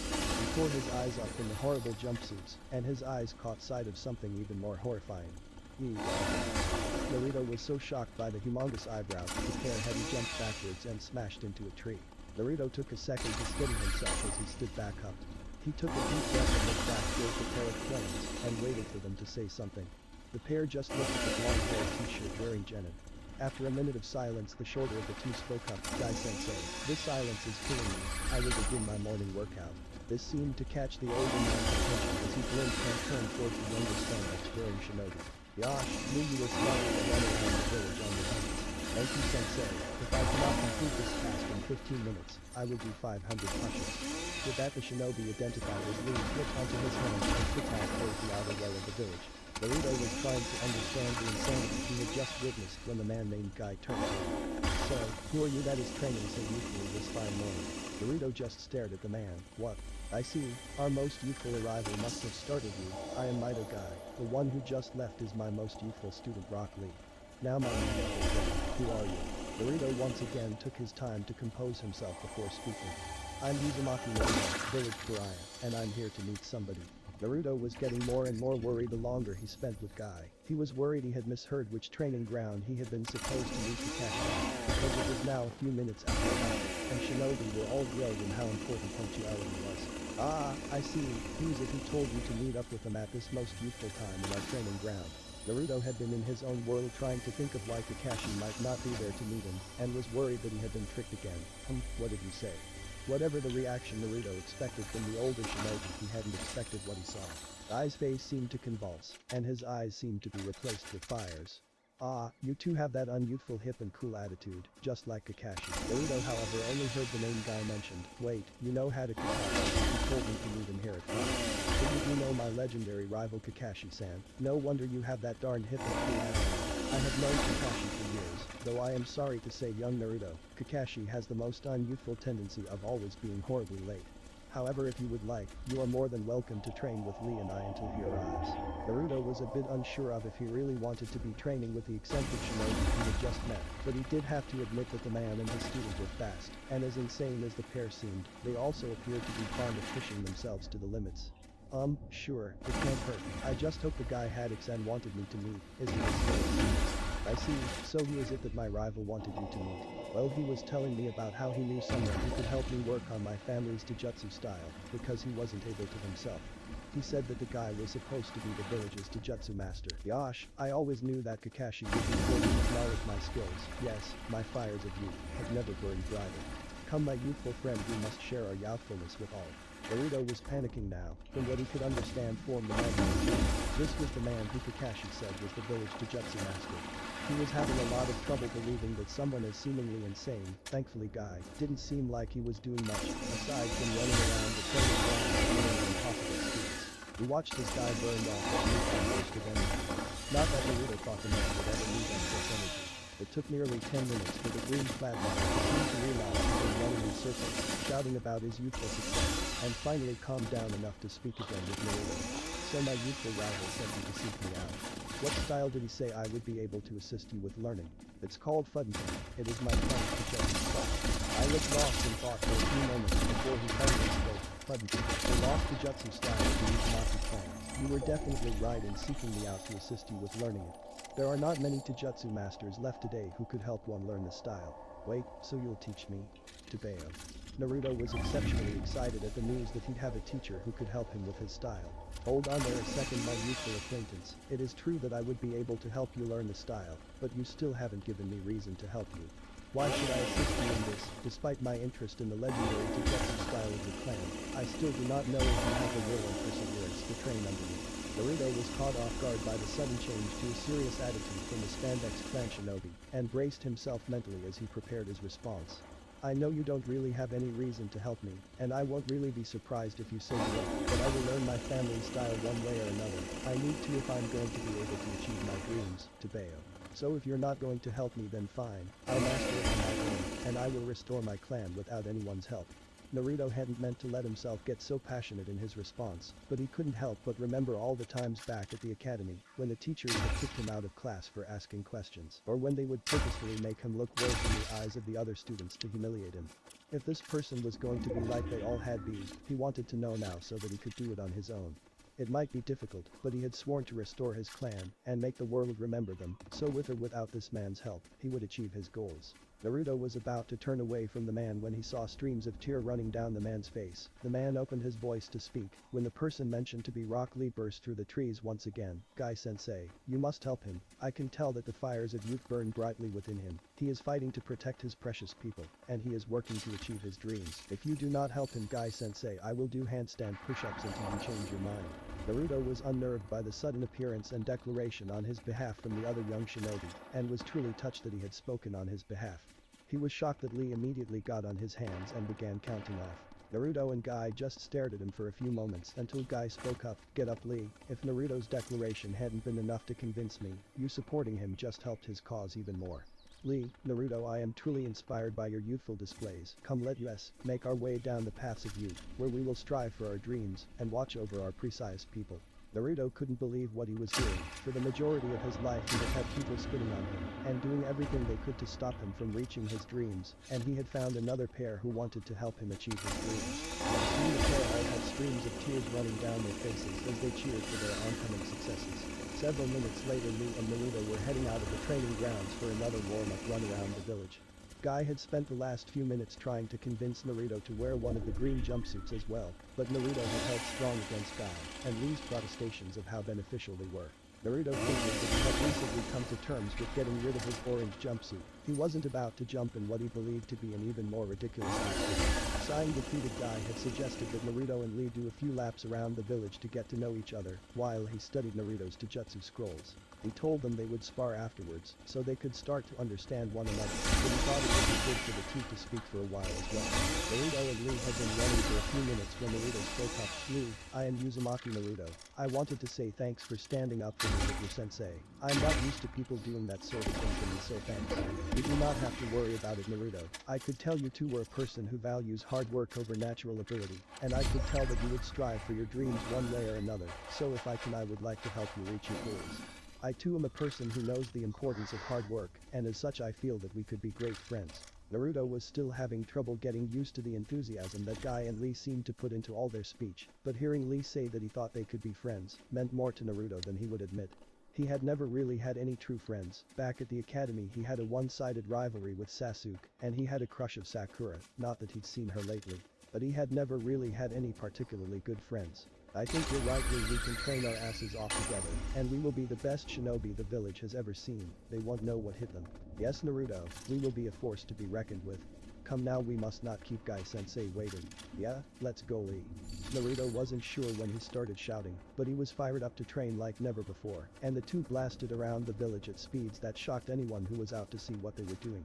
The pair chatted about their time at the academy, and Naruto and Lee realized that they had a lot in common. Naruto was surprised to hear about Lee's condition, which made it impossible for him to mold chakra for jutsu, and was really impressed that Lee hadn't allowed that to get in the way of his dream, and had just focused all his efforts on his taijutsu. Lee also told him about his rival Hikenichi, who like Naruto's old rival Sasuke, was viewed as a genius from a young age, and how he wanted to prove that he didn't need to be a genius to be a great ninja. He just needed to dedicate himself to improving and becoming stronger. As they ran they also talked about a lot of the training they had done, and Lee was ecstatic to hear that Naruto also trained with weights. He suggested that Naruto show the weights to Guy when they make it back to the training ground, so he can gauge how his weight training was progressing. Back in the clearing with Guy, I was sitting on one of the training posts going over the scrolls for the Fudenken style. He had only seen it used a handful of times, and as he went over the scrolls, he was shocked by how complicated the forms were. If I'm going to help Naruto learn this, it's going to take a lot of hard work, and I just hope he's ready for it. I was trying to think of how best to start Naruto on his training, when he heard a rustling in the trees, and spotted his eternal rival poking his masked face out of the underbrush. Ah, Kakashi, I see you decided to join us this morning, up for a most youthful spar. You say something, Guy. Kakashi couldn't resist the temptation of messing with the other shinobi. It had just been something that happened between the two of them, since they were both genin, and it never seemed to change. Kakashi started to smirk under his mask as he saw Guy's face start to convulse. Ah, curse your hip and cool attitude, Kakashi, you won't get the better of me. Guy was brought out of his small rant by Kakashi's chuckles, and turned back to face the masked man. So Kakashi, I met Naruto. I am going to try and help him on his youthful journey. It won't be easy, but I believe he will be up for the task. I hope so, but you're the person who's most likely to be able to help him learn the style. I may have gotten on the wrong side of it a few times. Let's just say I wasn't too happy of the idea of having to be a practice dummy for Naruto's training. I get it, Kakashi, you want him in the best hands possible. There's nothing unyouthful about that, just talking to him helps rev up my own fires of youth. Don't you worry, Kakashi, I'll make him a master of that style, and that's a promise. Guy struck a pose with a blindingly brilliant smile and thumbs up. Kakashi's sweat dropped at this, but ended up chuckling. Okay Guy, I'll hold you to that. But Naruto and Lee, the pair had nearly made it back to the training ground when Lee asked Naruto about his clan. He had heard Naruto mention his clan's taijutsu style, and early he had heard Naruto talk about how he was going to bring back his clan. So for the remainder of their run, Naruto told Lee of the Uzumaki clan.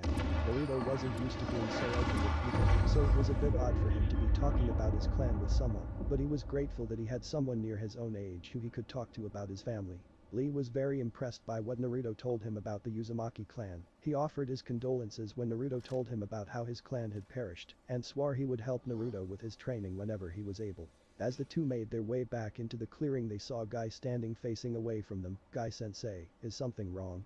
You did say that when Naruto and I returned you would like the pair of us to spar.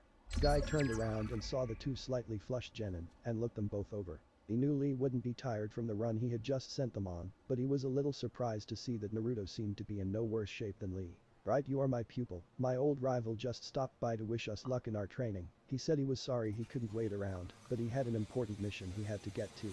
Naruto was pleased that Kakashi hadn't turned out to just have been tricking him, and was a bit sad that he hadn't been able to thank him, but he assumed he would see him around the village again, and could thank him then. Oh, Guy-sensei, I just recalled it turns out that Naruto also uses weights in his training. I thought it would be good to inform you, so you can gauge his progress with them.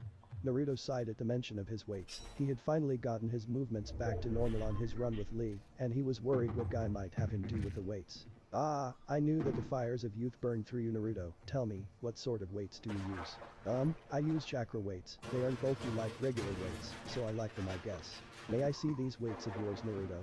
Naruto detached the weights from his ankles and wrists, and carefully passed them to Guy. He didn't want the weight of the slim metal bands to catch the man by surprise. However, he was surprised when Guy just lifted the weights and started juggling them. Well Naruto, these are most youthful, however, I am sure you can get more benefit with a little more weight. Naruto could have sworn there was a slightly sadistic smirk in the man's voice, if it wasn't for the smile that seemed to radiate his honesty. Naruto only shrugged and said, I guess I could use some more weight. I nodded approvingly and channeled some chakra into the weights before tossing them all back at Naruto. The blonde, however, hadn't been paying his full attention, and had the air knocked out of him, as he fell to the ground struggling under the new and seemingly exponentially increased weights. Naruto couldn't even ask if the guy was crazy when it came to the weights, but sadly was dragged out of his musings by Guy, telling him to put back on his weights, and having his most youthful spar with Lee. Naruto struggled to stand under the new weight, and slowly stomped over towards the waiting Lee. Naruto, do not worry, I will not go easy on you. If I am to help you reach your goals, we cannot take our training lightly.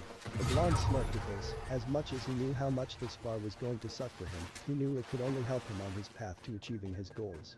I wouldn't want anything else here, show me what you think. Naruto pumped Chakra through his range to charge Naruto. But Lee was at all surprised by Naruto going on the offensive from the start. He didn't show it. He only smiled and met Naruto in his charge. The two began exchanging blows one after another. Naruto may have improved his taijutsu over the past few months, but Lee had dedicated the past year of his life to his taijutsu, and it didn't take long for it to be apparent who had the upper hand in the spar. Naruto, seeing he had the underhand in the fight, channeled more chakra to his limbs and redoubled his efforts. The additional power he gained from the burst of chakra surprised Lee, as he found himself getting knocked backwards by an exceptionally powerful punch. Yosh Naruto, that is the spirit, show me your fires of youth. Lee redoubled his own efforts and flew back at Naruto.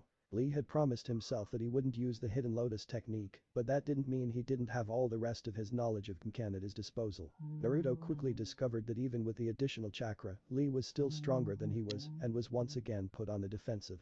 He was doing his best to dodge Lee's punches, and completely missed a kick directed straight at his head. He felt the impact and found himself sailing straight up in the air. He was preparing himself for the next hit when he heard Guy yell out at them. Alright you two, that's enough. I am proud of how brightly the fires of youth burn within the two of you. Now Lee helped Naruto up. We have some much more serious training to get working on. Naruto's apartment, a week later. Naruto rolled himself out of his bed and hit the floor with a thud. Ever since he had started training with Guy and Lee a week ago, he had found he didn't need his alarm clock as much. He thought back over the week with a mixture of contentedness and horror.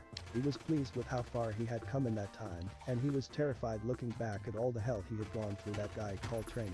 Still, he couldn't argue with results. He had only started working on his family's taijutsu style a few days earlier because he needed to have perfected water walking before he could begin learning the style. Apparently all his ancestors had to master their taijutsu style on water before they could learn it on land. I had explained in detail the reasons why, but it still didn't make it any happier when he was told he wasn't allowed to use his family's style until he had at least mastered the first few forms. He had also met the other members of Lee's team in the past week. He liked Tenten well enough, she was nice, and unlike most of the girls he had met in the academy, she actually seemed dedicated on improving herself as a kunoichi, and didn't just spend her time fangirling after boys. He also liked her because she had shown him around her family's shinobi equipment store and helped him pick out his new outfit. She had also helped him improve his aim with kunai and shuriken. He had gotten better over the last 3 months, but she had given him a lot of pointers. However, Niji was another story.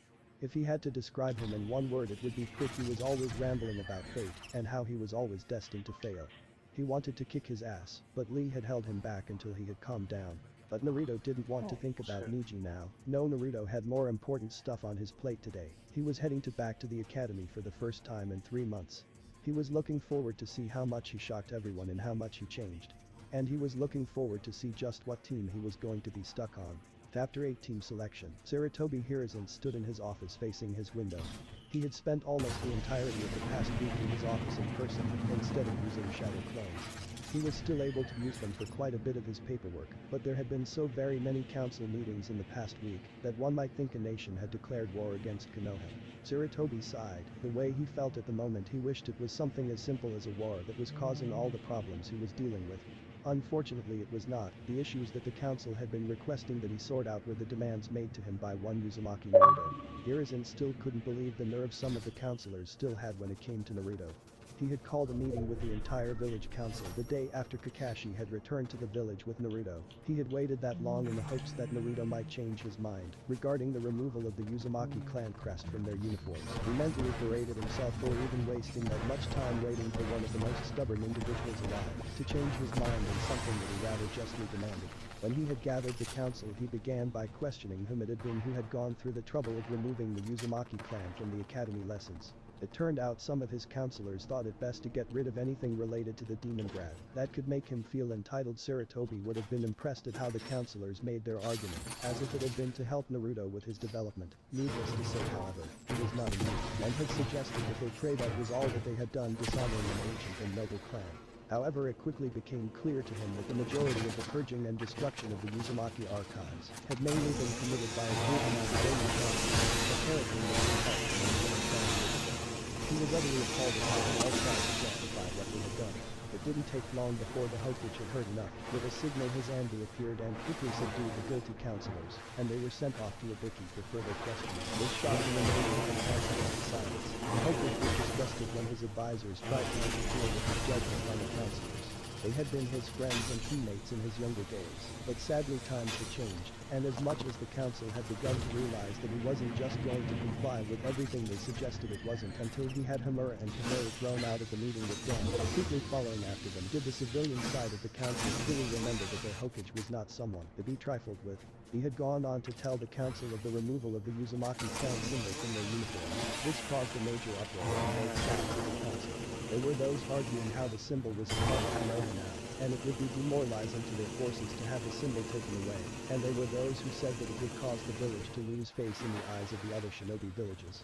As much as the Hokage agreed with some of their claims, he told them it didn't matter, seeing as the only reason that the symbol was worn in Konoha was because the Uzumaki clan allowed them to, as a show of their friendship, and now the Uzumaki heir had deemed the village unworthy of wearing their crest so arrogantly.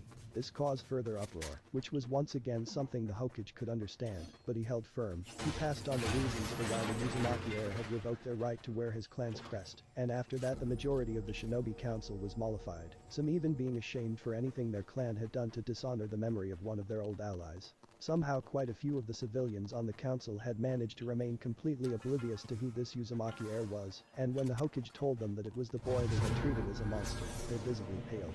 After many hours of discussion, the council, now slightly humbled civilian council, begged the Hokage to ask Naruto for the permission to try and make amends with him. The Hokage and the other shinobi laughed at that. Shikakunara went as far as commenting on how troublesome the whole situation was. It had taken a grand total of 1 day after that meeting for the counselors, whom he had taken to Ibiki to confess to numerous crimes, implicating themselves and several others. The Hokage had no choice but to have them executed as traitors to the village. The same day he had needed to send several messages to the fire daimyo, informing him that the Uzumaki heir had decided to bring himself into the light. He knew that the daimyo might not be happy about that, seeing as since the fall of Yuzu the daimyo had been in control of the wealth of Yuzu and would as of now have to relinquish it. However, probably one of the biggest problems he had needed to deal with that week was when he addressed the masked shinobi forces of Konoha. They had all but demanded to know why they had to give up the symbol that they had all grown up associating with their home. Needless to say, morale of the shinobi forces of Konoha hadn't been that low since the death of the Yonde, but that hellish week had passed, and life in the village was returning to a relative norm. The majority of the civilians had continued to treat Naruto as they had before, but there had really been no helping that. In fact, there had been a significant increase in the attempts on the young Uzumaki's life this past week. However, this was mostly just by said civilians or some high-strung Chikuno Genin. They had all been dealt with by the end. The Hokage looked back wondering where everything had gone so wrong, and he found his thoughts drifting towards his wife. She had perished on the night of the Kikbi's attack, and he had never really been the same since. In a second, he lost his companion, his successor, and he had been thrust back into a position that he had deemed he was getting too old to properly handle. He hadn't had any time to really cope with his losses, and as such it seemed as if things had just steadily declined. Hiruzen let out another long and tired sigh as he looked over his village. He had wanted to try and make things right between him and Naruto, but he had only seen the boy once since he had been brought back by Kakashi. It had been when Naruto came by the office to drop off his shinobi identification photo, so he could officially be listed in the records.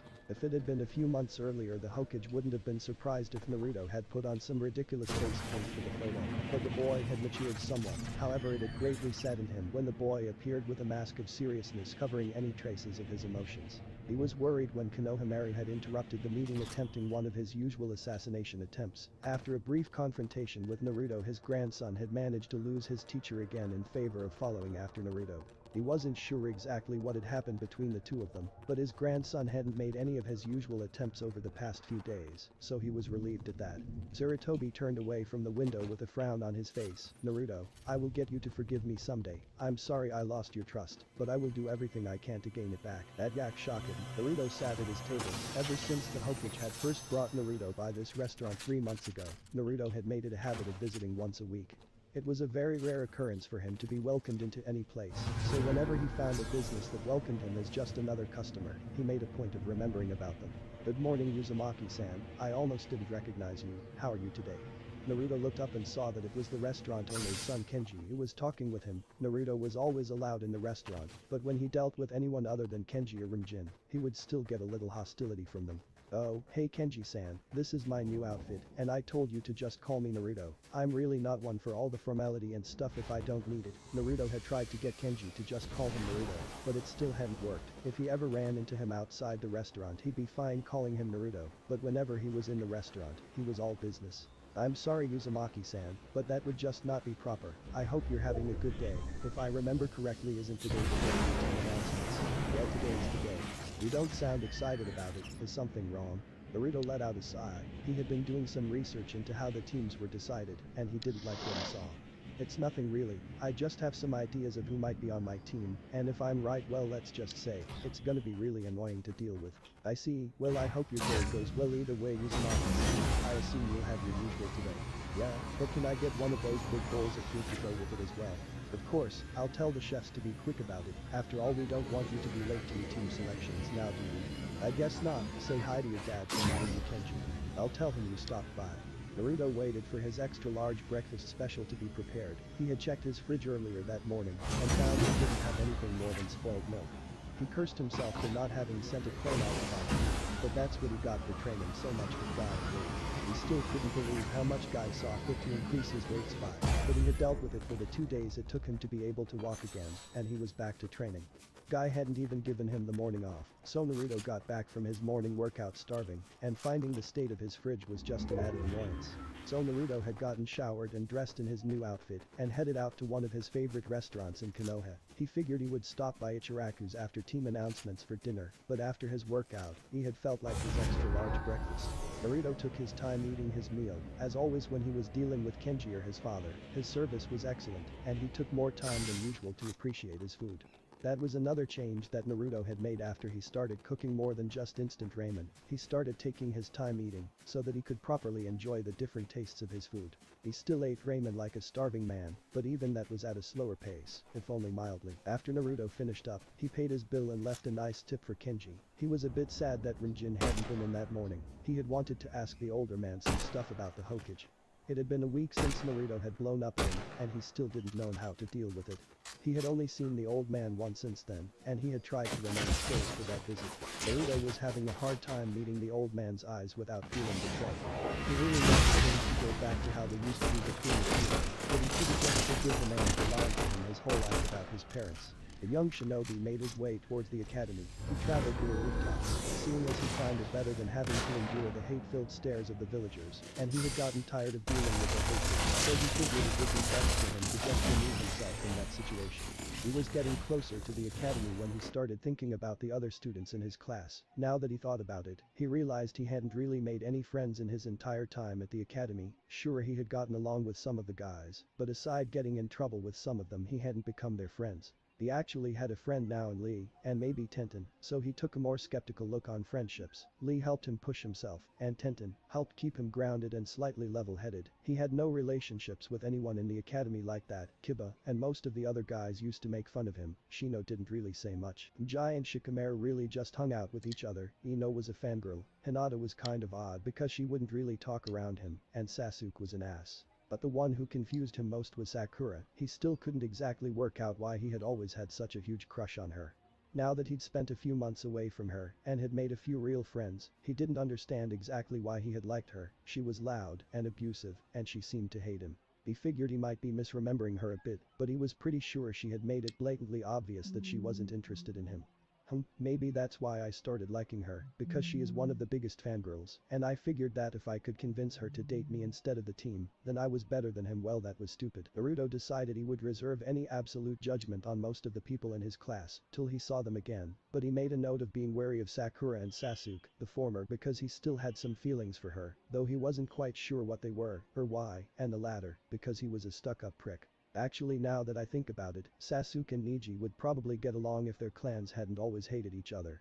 Naruto finally arrived at the academy and found he was a little early, which to anyone who knew him would have been absolutely shocked to see. Being the only one in the classroom, Naruto decided his seat at random and allowed himself to drift off till anything important happened. Around half an hour later, students began filing into the room and took their seats. They all ignored Naruto, so he kept his head down and tried to slip back into his nap. Sadly, that dream was crushed when he heard the rush of the two biggest Sasuke fangirls racing into the room. "Ah, I win, Ino Pig, which means I get to sit next to Sasuke-kun. What are you talking about, billboard brow? Everyone saw that I made it through the doorway first." Naruto grumbled at this. Yup, definitely a huge Sasuke fangirl. Why did I have to get a crush on her? Naruto's interior monologue continued for a few minutes, and as such, he decided it best to drown out the ramblings of the two fangirls. Apparently they ended up settling their argument, and he was brought out of his inner rant by an obscenely loud pink-haired girl. "Hey, what are you doing sitting next to my Sasuke-kun?" Naruto looked up at this and saw Sakura staring down at this. He was momentarily confused until he looked to his other side and saw that the brooding emo had placed himself there. He sighed and turned back towards the pink-haired Kunoichi. "Geez, Sakura-chan, could you not yell? I've been here for almost an hour. It's not my fault that the team sat there." His voice caught the attention of everyone in the room. They all recognized the voice of the village's notorious prankster, but were shocked when they saw him. Sakura recovered quickest after realizing who it was. Naruto Baka, get away from my Sasuke. Sakura had drawn her fist back, intending to punch the young Uzumaki on the head, but was thwarted by the incredible reaction time of Naruto. In the split second between her trying to bring her fist down, she all of a sudden found her wrist caught in Naruto's grip and twisted painfully behind her back. The entire room was shocked at this. They looked at the figure and had a hard time believing that it was the same Naruto they had all made fun of. On was the bright orange jumpsuit.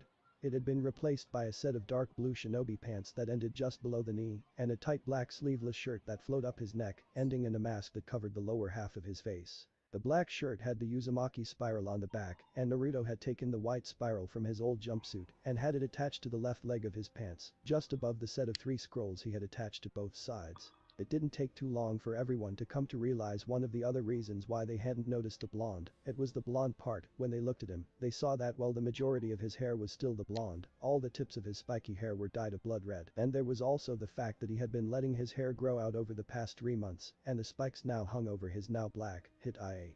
The other surprising fact was that this new Naruto was notably taller than Sakura. Naruto had always been the class shrimp. He had apparently hit a growth spurt because he had grown almost 10 centimeters, putting him only slightly under Shino's height. Everyone was shocked at both Naruto's appearance and reaction.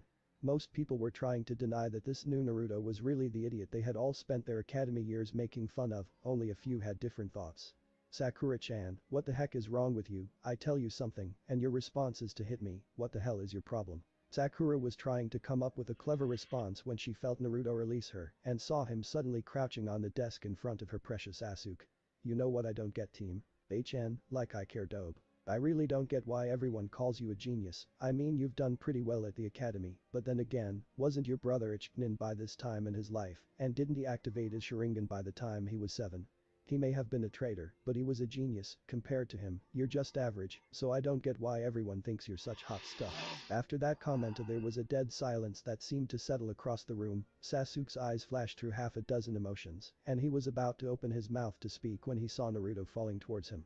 During the silent moment, the student sitting in front of where Naruto was crouched over had accidentally nudged Naruto, setting him off balance. Naruto felt himself falling forward towards Sasuke. Naruto felt frozen in time as he fell towards Sasuke, and he felt his life flash before his eyes. He knew what was about to happen, and he decided that he had to get out of the situation, so running through hand signs faster than ever before. Naruto found himself sitting across the classroom looking up at Sasuke's desk at the poor unfortunate Inuzuka Kiba, who found his face mashed together with that of the unsuspecting Sasuke. Now the room had felt cold before, but it felt as though the temperature dropped 20 degrees when the Sasuke fangirls saw what was happening. Their Sasuke-kun had had his first kiss stolen by one Inuzuka Kiba. Naruto whispered a prayer for forgiveness to Kami for what he had just done to his classmate, and watched as Kiba managed to shove himself off of Sasuke. What the hell? Aw, gross. Kiba began spitting all around him and started clawing at his face, sputtering. Sadly, this was also when one of Sasuke's fangirls spoke up. What did you do to my Sasuke-kun? The girl's shout was quickly taken up by the majority of the girls in the room as they all converged on the whimpering Kiba. The room was soon filled with the pleas for mercy from Kiba to the horde of fangirls. Naruto actually felt a little guilty thinking about what he had put the other guy through, but he had been on the end of crazed fangirl beatings before, and he wasn't about to volunteer to take Kiba's place.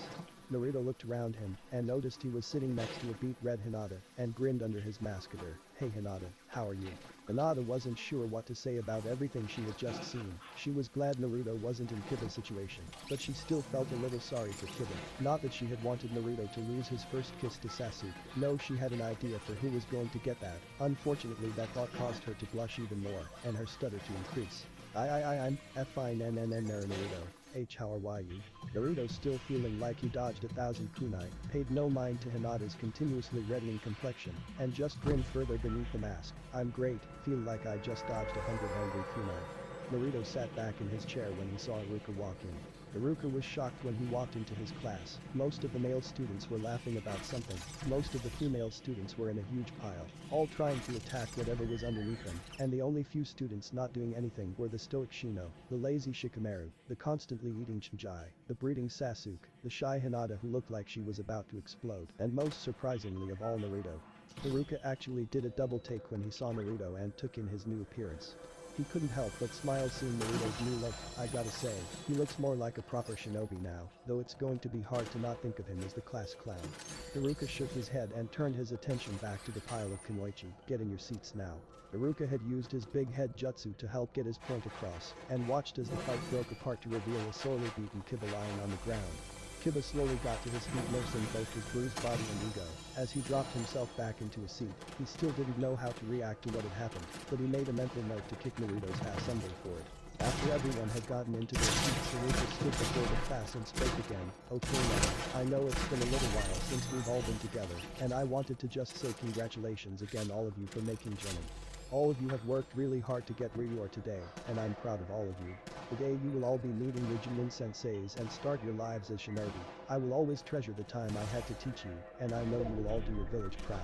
So let's not waste any more time here, and I'll tell you a bit about how your teams operate. At this point Naruto zoned out of Iruka's speech. He was observing his classmates now, and was hoping he had been wrong when he was guessing who would be on his team.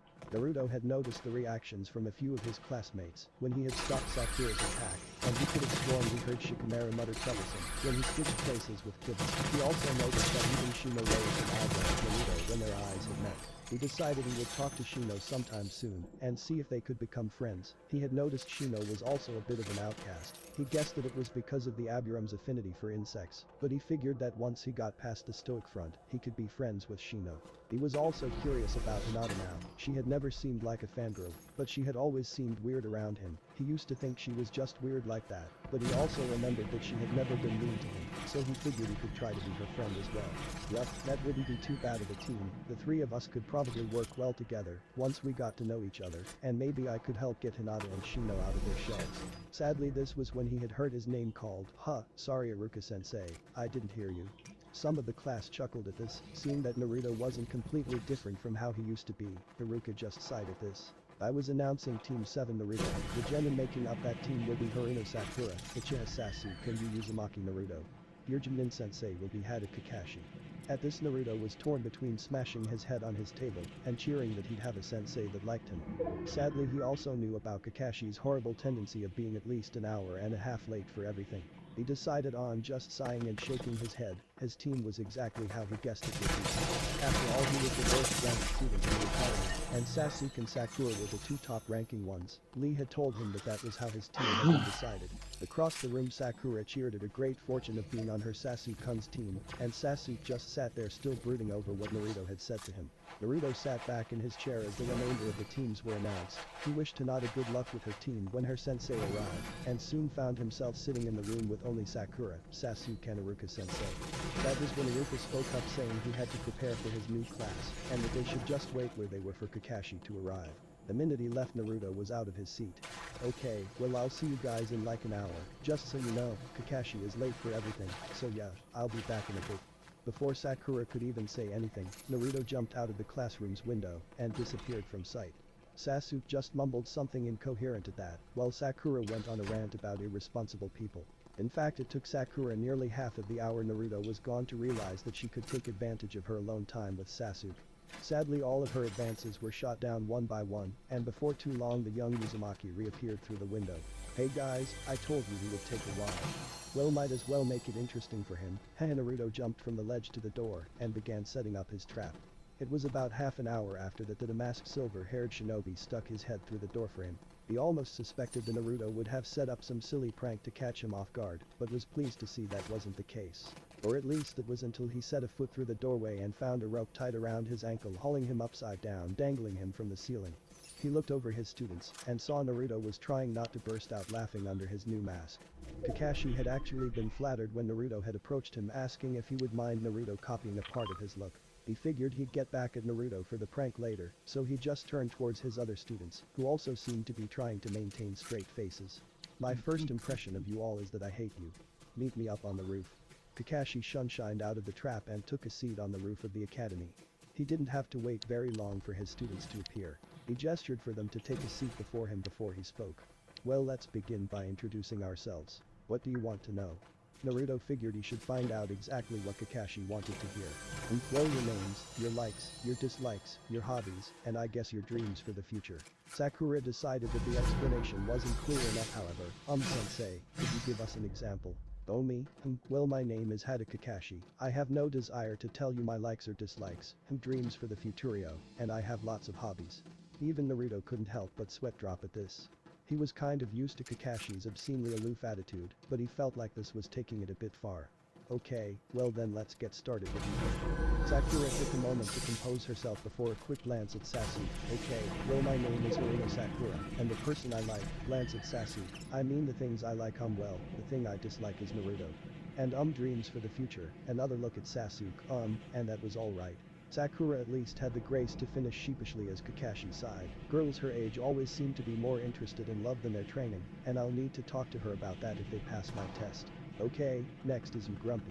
If Sasuke was upset by this name he didn't show it, he just continued with his brooding before looking up and talking. My name is Acha Sasuke, there are lots of things I dislike, and I don't really like anything, and I can't really call it a dream, but I have a goal.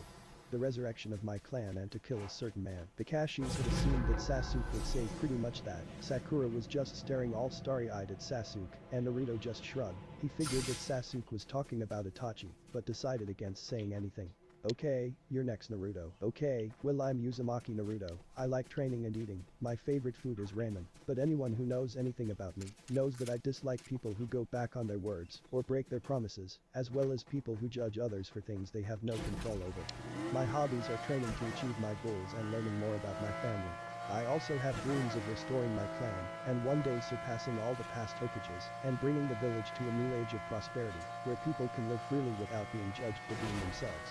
Naruto had the longest introduction, and it had raised some questions. Sasuke had raised an eyebrow when Naruto mentioned his clan. Kakashi was pleased that Naruto had matured beyond just obsessing about ramen, and was looking forward to helping him become the shinobi his parents would have wanted him to be. But it was Sakura who spoke out. What clan are you talking about, Naruto? I thought you were an orphan. I haven't ever heard of the Uzumaki clan. Naruto stiffened at her so casually talking about how he had no family, but Kakashi quickly spoke up to keep him from reacting too badly. Well Sakura, that's one of the big issues in the village right now. The Uzumaki clan actually helped the Senju and the Uchiha clan build the village, because they were distantly related to the Senjus, and they were the royal clan of a village that was once allied with ours. We actually used to wear their clan's crest on our uniforms until recently. It is the spiral that Naruto has on his back. Sakura had no response for what she just heard, but decided that she would look into it later. Sasuke had a similar reaction, and decided to look into the Uzumaki clan, and see if they had anything remotely useful he could use for his revenge. He doubted it if they were related to the class doe, but he figured he might as well check.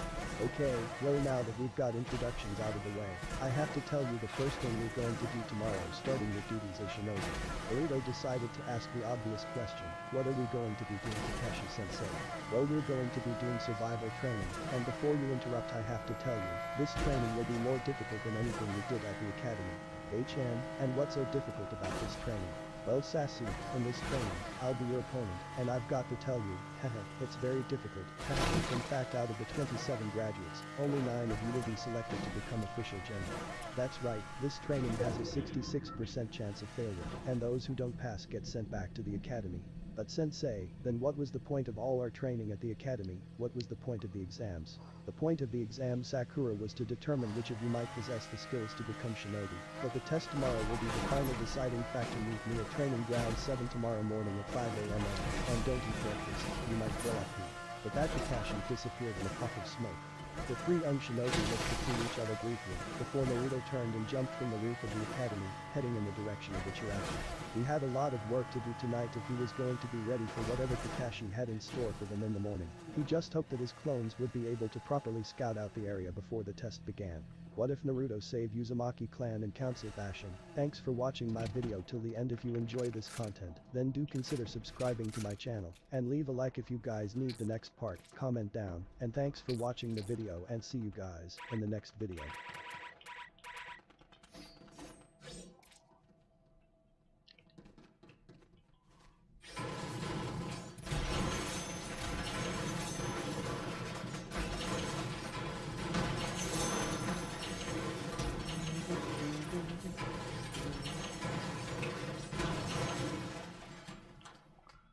Aw, what a waste.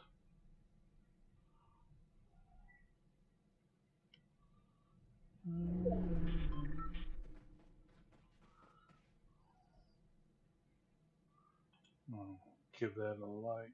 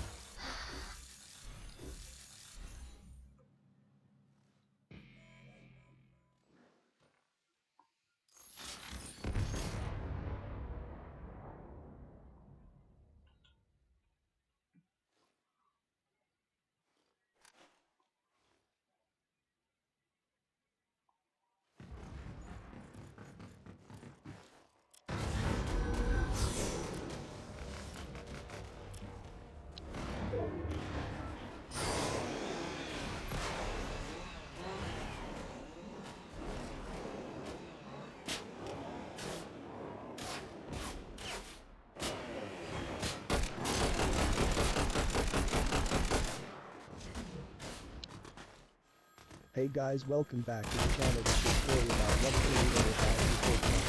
So that everyone here and respect this plan part 1 before I start. Please do support for more amazing content and comments for part 2. Do consider to subscribe my channel and share my video to your friends, and check out the description as well. Let's start the video. The Land of Fire was truly beautiful as autumn settled in.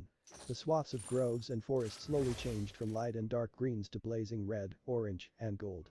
The chill in the air was perfect, a fine balance between the heat of summer and the cold of winter. Had the single traveler on the road to Kanahagakar, the village hidden in the leaves, been in a proper state of mind, he would have enjoyed it. But he was not in a proper state of mind. No, grief weighed upon him like a lead blanket. The hood of his shirt was drawn up, a neckerchief wrapped around his face to keep out the dust. And even then, any passers-by would have felt the haze of sorrow.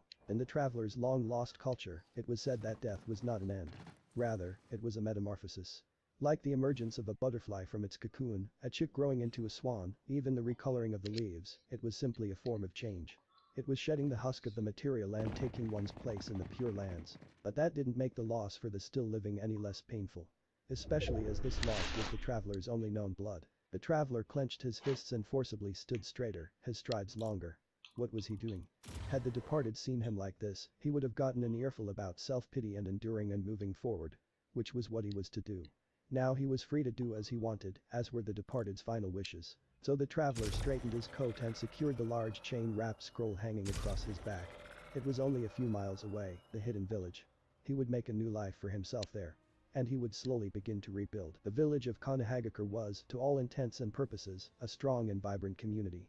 Its ninja were powerful, its economy stable, and its people generally friendly. Had it not been known beforehand, few would guess that a great tragedy had befallen the village a mere 7 years previous. On that forsaken day, the terror known as the Nine-Tailed Fox had appeared in the village and unleashed its hateful fury. Only the bravery and power of Minato Namikaze, the fourth Hokage, had been able to defeat the beast, to minimize the damage. If one could call all the destruction and death that had still been inflicted minimized. The darkest day in the village's history was a sore point for most of the village. Everyone had lost someone to the Nine Tails that day. But the damage had been repaired, and grief.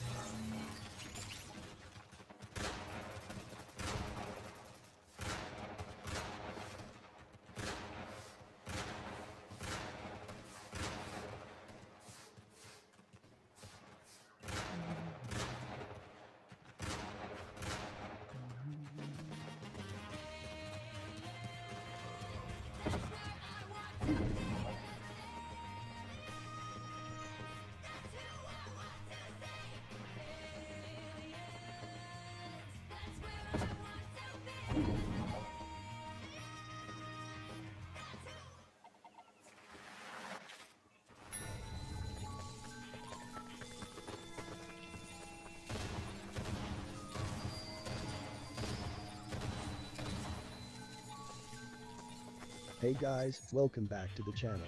This is a story about what if Naruto finds Uzumaki Library Sasuke bashing. Before I start, please support for more amazing content, and do consider subscribing to my channel and share this video with your friends. This is written by REGALCARNAGE19 and link in the description and support writer. Let's start the video. Chapter 1. Konoha, the village hidden in the leaves and arguably the strongest of the hidden villages, lay in shambles. Not at the ambitions of a rival nation, or the chaos of any internal conflict, but at the hand of nature itself, or rather an entity capable of such power and raw destruction, that the wrath of nature would be the only suitable comparison.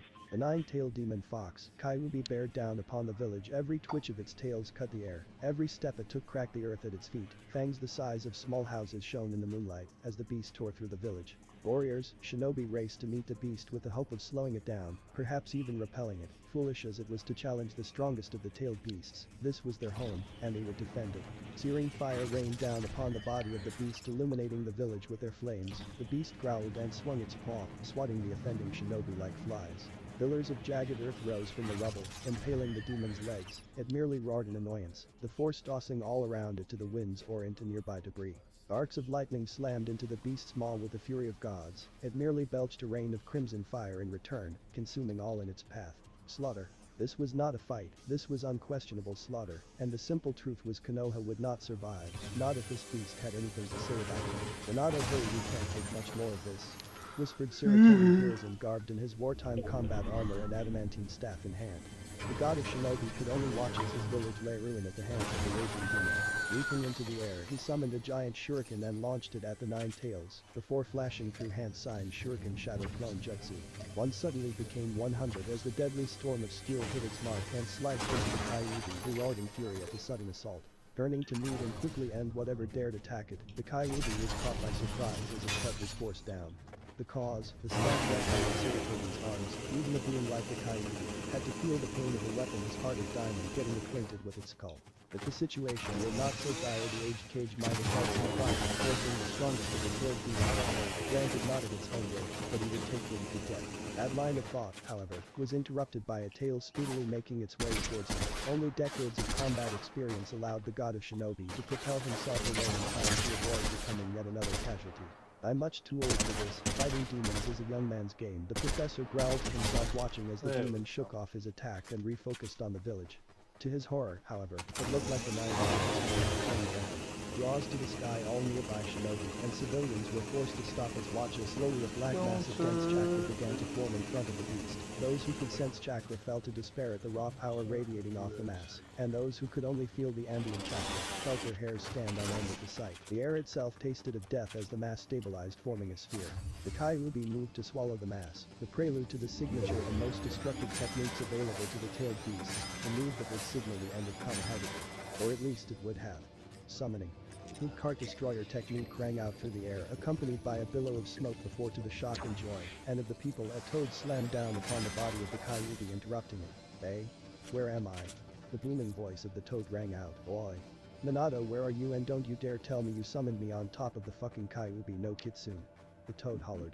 "He's sorry, Bunta, but it was out of my hands." Minato manages, the fourth Hokage and yellow flash of the leaf, hastily apologized. "Bunta, I need you to keep it busy just for a bit while I have a plan, but I need some time to prepare," says Minato as he eyed the demon as it finally freed itself from underneath the toad boss. "Why do we get the troublesome summoners?" The toad boss grumbles, but Nada, drawing the blade attached to his hip and hopping up to buy time for his summoner. "I have to make this quick." Glancing down at the bundle nestled in the crook of his arm, the young Hokage couldn't help but smile at the small baby resting in his arms. He said, "There is only one way to stop this beast, and only one way to ensure you have a trump card against what's to come." Partly the man from small numbers. It was not everyday one had to down a child, their own child, no less, to the fate of carrying a tailed beast. Flashing through hand seals, the Minato Namaji passed the last technique of his career as Hokage and of his life. Saratobi sighed as he looked over the reports in his office, retaking the mantle of Hokage after the untimely death of his successor. "You had so much waiting for you, Minato, your students, your friends." The aged man glanced sadly towards the crib next to his desk. His up aged cage made his way towards the crib situated inside his office, taking in its babbling occupant with weary eyes. The baby, with a small tuft of golden hair and sky blue eyes and whiskered cheeks, squirted within, his innocent eyes greedily taking in all this new world had to offer. "So active for one so young, I'm sure you'll be a troublemaker. It's in your blood after all." The old man allowed himself a chuckle, thinking back on the unweakened terrorizing the village with his pranks. Naruto Uzumaki heard and muttered. He seemed to age the more he looked at the boy, a day-old orphan with a demon of raw hate and malice tucked away inside him. Life could be so unfair. He gently poked the boy's stomach, tracing the outline of the seal, and earning him a cute burble from the child, lifting his spirit somewhat. With all the death, it was refreshing to see the brighter side of the world. The knock at the door broke the man's focus. "The council is assembled, sir. They are ready for you," the soft voice of his secretary informed him. Giving a quick affirmative, the aged cage gently scooped the baby boy into his arms. "Very young one, let's not keep him waiting," he whispered. As he made his way towards the council chambers, the weary cage could only hope the trust his successor had placed in the village proved worth the sacrifice. The nightmare. If you asked Naruto Uzumaki what he thought of Konoha, his first response would be, "It's a living nightmare." The general populace despised Naruto Uzumaki, and those few that did not outright hate the boy were either too wary of him to offer any relay or ambivalent to his plight. Why the young blonde did not know. No other children were looked at the same way he was. No parents whisked their kids away when other children appeared, but regardless of him alone. He had tried hard to fit in, throwing on his biggest smile, dressing his best, or at least the best he could afford to, and being as polite as a 5-year-old could be, but in the end, it meant little to people of Konoha. Besides staring at the four blank walls of his room, other children had decorations or pictures they had draw lining their walls. For a time he had them as well, pictures of him surrounded by friends, a few with what he thought his parents may have looked like. He took them down though, they only made him feel worse. But the grunt, the young boy turned to face the window and stare into the night sky. Despite his bright face, the boy had always felt at peace under the glow of the moon and stars, the waves and glows and whispers of happy times. He got up and walked over to the window taking in the village beside an elder stiff like a bear was walking near. The people much less so, but it was his home and on some level, he cared for it. He caught sight of a few jumping around and ninjas that dashed and missions were setting out on tasks. He watched in awe as they jumped from rooftop to rooftop. Like most children, Naruto wanted nothing more than to be a ninja, and it was hard not to. The power, in the eyes of a child, was just amazing. One day I'm going to be the greatest ninja in the world, he whispered to himself. Watching the last of the shadow fade, the boy gave a nod to himself. He would become the greatest, and the world would respect his name. Settling back into bed, he slowly drifted off to sleep, his promise crushed. The first day into his promise, the boy had hit a small snag in his mouth. I don't know the first thing about being a ninja. He thought after himself. Oh sure, he was smart and could jump high. But that couldn't be all there was to it, and even if that were true, he had no base to work with. Where did he even start? He racked his brain for a solution. He needed the basics at least. He couldn't reach his goals if he didn't understand what he needed to focus on. Naruto took a few breaths and calmed himself. Something he'd learned helped him relax when under the glares of adults or the teasing of his fellow members. The punishments for acting out were much worse than dealing with a few cold looks and information. He needed a baseline to get him started, and the only place he could think of was Konoha's Central Library. He had never actually been there before. He'd passed by it plenty of times, but never felt the need to enter it. The library was located near the center of the village, not too far from the market district. With his goal in mind, the young boy raced to the library, ignoring the usual looks the villagers sent his way. They weren't important at the moment. Finally arriving at his destination, he took a moment to stop and compose himself. He didn't know what kind of reception he would get here, and it wouldn't help to go in without thinking. Once he was sure he had cooled down enough, he slowly entered the building and was rather disappointed by how plain it was. Rows and rows of books stretched across the walls, but there was nothing spectacular about it. Walking further, he found himself in front of a desk with a young woman facing away from him, stacking books onto the cart. Taking a moment to ready himself for whatever response he might receive, Naruto steadied himself with a small breath and coughed into his fist to get her attention. The woman gave a slight gasp, dropping the book and falling onto the floor. Quietly cursing to herself, she quickly lifted and rolled around to the source of the noise. She was a rather plain woman, he noted to himself. She reminded him of the matrons at the orphanage. Plain black hair was done up in the popular Heim style, wearing a similar pair of jet black eyes, hidden behind a thin pair of glass rimmed glasses. Her thin lips stuck out in the probably due to the surprise of his interruption. Hello there. Her soft voice cut his appraisal short, and he quickly brought his gaze back up to meet hers. I saw her. She cursed his inattention. He could see her quietly giggling to herself at his embarrassment.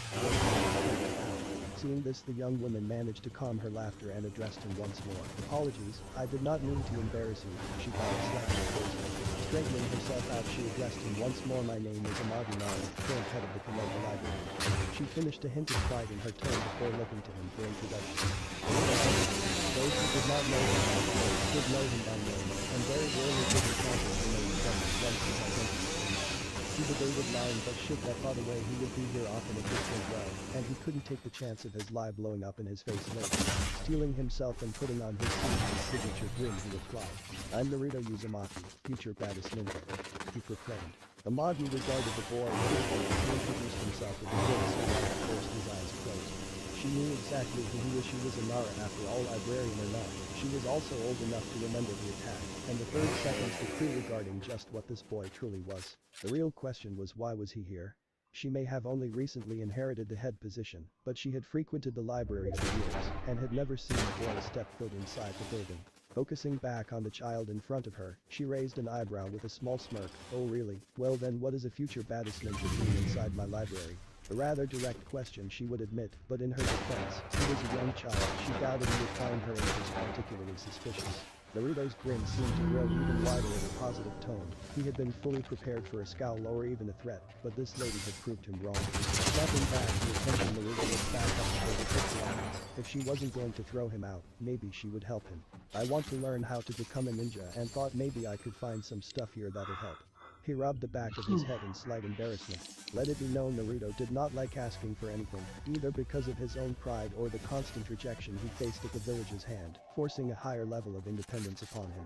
In books on being a ninja, Amagi rubbed her chin and thought of his answer. They, of course, had books on the fundamentals of almost every shinobi art, barring the more dangerous art such as sealing, which required granted access by the Hokage or Jounin to be given to civilians or younger ninja. The real question was, should she help him or turn him away? She was not blinded by hate or anger. Kami no, she had a basic understanding of sealing arts and knew the boy and the fox are separate entities, and to blame the boy would be both cruel and foolish. No, her reservation came in what he would do with knowledge, and with knowledge eventually power. A boy shunned for reasons he is not aware of being given access to skills designed to kill, at face value, was a recipe for disaster no one should even indulge. Her mind raced with possible outcomes, though he might not be the demon himself. Could the fox perhaps influence him to aim his newfound skills against the populace? Should the seal fail, could the fox take over the boy's body and in turn gain access to the skills he had acquired? Sure, there were other ways he could acquire the information. The academy sprung to mind, but he would not qualify to enter for at least 2 years. 2 years he would spend ignorant and untrained. However, she also acknowledged that delaying his quest now could result in a similar problem. The boy denied the chance to chase his dreams on top of being arguably the most disliked person in the village, would make him more susceptible to outside influence, be it a demon fox promising revenge or a foreign ninja, offering the chance of a better life. Either option almost guaranteed a new threat to the village. She looked back down at the young boy, eyes filled with hope, determination, and excitement, but looking deeper revealed to her fear, sadness, and insecurity. Amagi has a choice to make. Leave the boy alone, open to anyone willing to give the boy a modicum of attention or help, leaving his and possibly the entire village's fate to the winds. Or, guide the boy, handing him the tools to become a trained killer, but aiming them away from the village. Choice made. Walking out from behind the desk, Amagi rubbed the boy's head, inwardly noting the blush creeping along his face, and the shocked look he tried to hide from her at the contact. Definitely the right choice. Hum along, Naruto-kun. I believe we do have some texts on beginner-level shinobi exercises and techniques. Let's see if we can find what you're looking for yet. She smiled down upon him, offering a small measure of support. Naruto would fondly remember that moment in the future, the first time someone had truly acknowledged him, and the first time the problems in his life, just for a moment, seemed a bit smaller. Naruto sat quietly as Amagi seemed to glide from bookshelf to bookshelf, grabbing books, as she went with an almost inhuman grace to her movement. He didn't think a librarian could move like that. He watched as she would open every book and briefly skim its contents, before either putting in the glowing pile she had set up for him, or returning it to its proper place, shaking her head and moving on to the next shelf. Taking his attention away from him for a moment, Naruto inspected the collection of books she had picked and saw quite a few promising texts within the pile. Jujutsu 101, Ninjutsu for Dummies, and Beginner's Guide to Strategy, among a few others. That should be enough for now, he heard her mutter. Amagi's voice shook him out of his thoughts, and he looked up to find her standing beside him, admiring the rather sizable collection of skills, texts, and books. Amagi-san, isn't this a bit much? He questioned with a highly concerned look on his face. There were at least 10 books in this pile, not to mention the 4 skills he saw filled up next to him. He was eager to learn, but he had no clue how he was going to get through all of them. Amagi laughed slightly at the look of dread on the boy's face, with the prospect of all the reading he might have to do. Oh, bullshit. But everyone had limits, especially children. You won't be reading all of these, Naruto-kun, she giggled. Not unless you want to, of course. Naruto quickly shook his head in negative. Thought so. She pulled up a chair and sat herself next to him. She looked once again at the pile. Truthfully, he would probably go through most of these books regardless, but she wanted to give him a chance to see what would be in store for him in the future. His curious gaze broke her out of her thoughts. If I don't need them all, why did you bring them out? He questioned. She smiled at him and replied, because Naruto, if you are going to be a good ninja, you need to find your focus. By focus? He tilted his head in confusion. Your focus? She reaffirmed. What shinobi arts are you going to specialize in? Naruto frowned. Can't I specialize in everything? He wanted to be the best ninja, obviously. The best ninja was supposed to be good at everything, right? Amagi shook her head. If you could live forever, maybe you could, but you are only human, Naruto-kun, and you can only master so many things in a lifetime. Stray thoughts of the rumors surrounding a certain snake-like traitor crossed her mind before being quickly suppressed. There was no room to back down. Now she had made a choice to help the boy. Comparing him to that monster served no purpose other than to feed her own fears. She could tell Naruto seemed unconvinced by his squinted eyes and determined pout. She might have found it cute if he wasn't being a bit stubborn. Naruto-kun, do you have a favorite Hokage? she asked him suddenly. The question took the boy by surprise, but he recovered quickly and answered. Yeah, the fourth Hokage was the best, he's my favorite. He proclaimed excitedly, bouncing a little in his seat thinking of his hero. What other Cage could claim to have single-handedly defeated the strongest tailed beast? To Naruto's limited knowledge, no one else, so that means the fourth was clearly the best.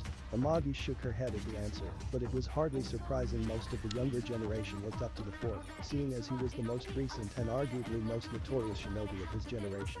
Do you think he was good at everything? She questioned. Naruto, as expected, rapidly nodded his head in affirmative. Amagi bopped him gently on the head. Incorrect, she said. Eh? What do you mean? Wouldn't he have to be good at everything to be made Hokage? The young boy questioned, softly rubbing the spot where she tapped him. Amagi shook her head and clarified. Yes, she began. The fourth was an indeed an extremely talented and intelligent shinobi. His skill was unquestionable, but he was not great at everything. She lectured. Oh yeah, what wasn't he good at then? He challenged, still not 100% convinced his idol could not excel at everything. The fourth is fittingly well known for four traits specifically. She held up four fingers for emphasis, the first being his intelligence, the second his natural speed, the third his talent at jutsu creation, and lastly his mastery of sealing arts. Seeing him following along, she smiled slightly at his willingness to learn, a rare thing to see in children so young. She moved to continue. I'm sure you noticed nowhere in that list did you hear me mention him having talent in any other ninja arts like Jinjutsu, Kinjutsu, Yukijutsu, or Iryo Ninjutsu. Naruto's eyes widened a bit. He was not even aware of just how many ninja arts there were to learn, or that his idol did not even seem to use half of them. She continued, the fourth was competent in some of these arts, but by no means was he a master of everything. She finished. Naruto sat thinking on her words. He supposed it made sense, but still, hearing your hero wasn't amazing at everything was slightly off-putting for a kid to hear. He supposed mastering everything was a bit too much to ask for in hindsight. Now the Amigai had explained it. Noticing his downtrodden expression, Amagi ruffled his hair again, once again earning a healthy blush from the boy, but no complaints at the gesture.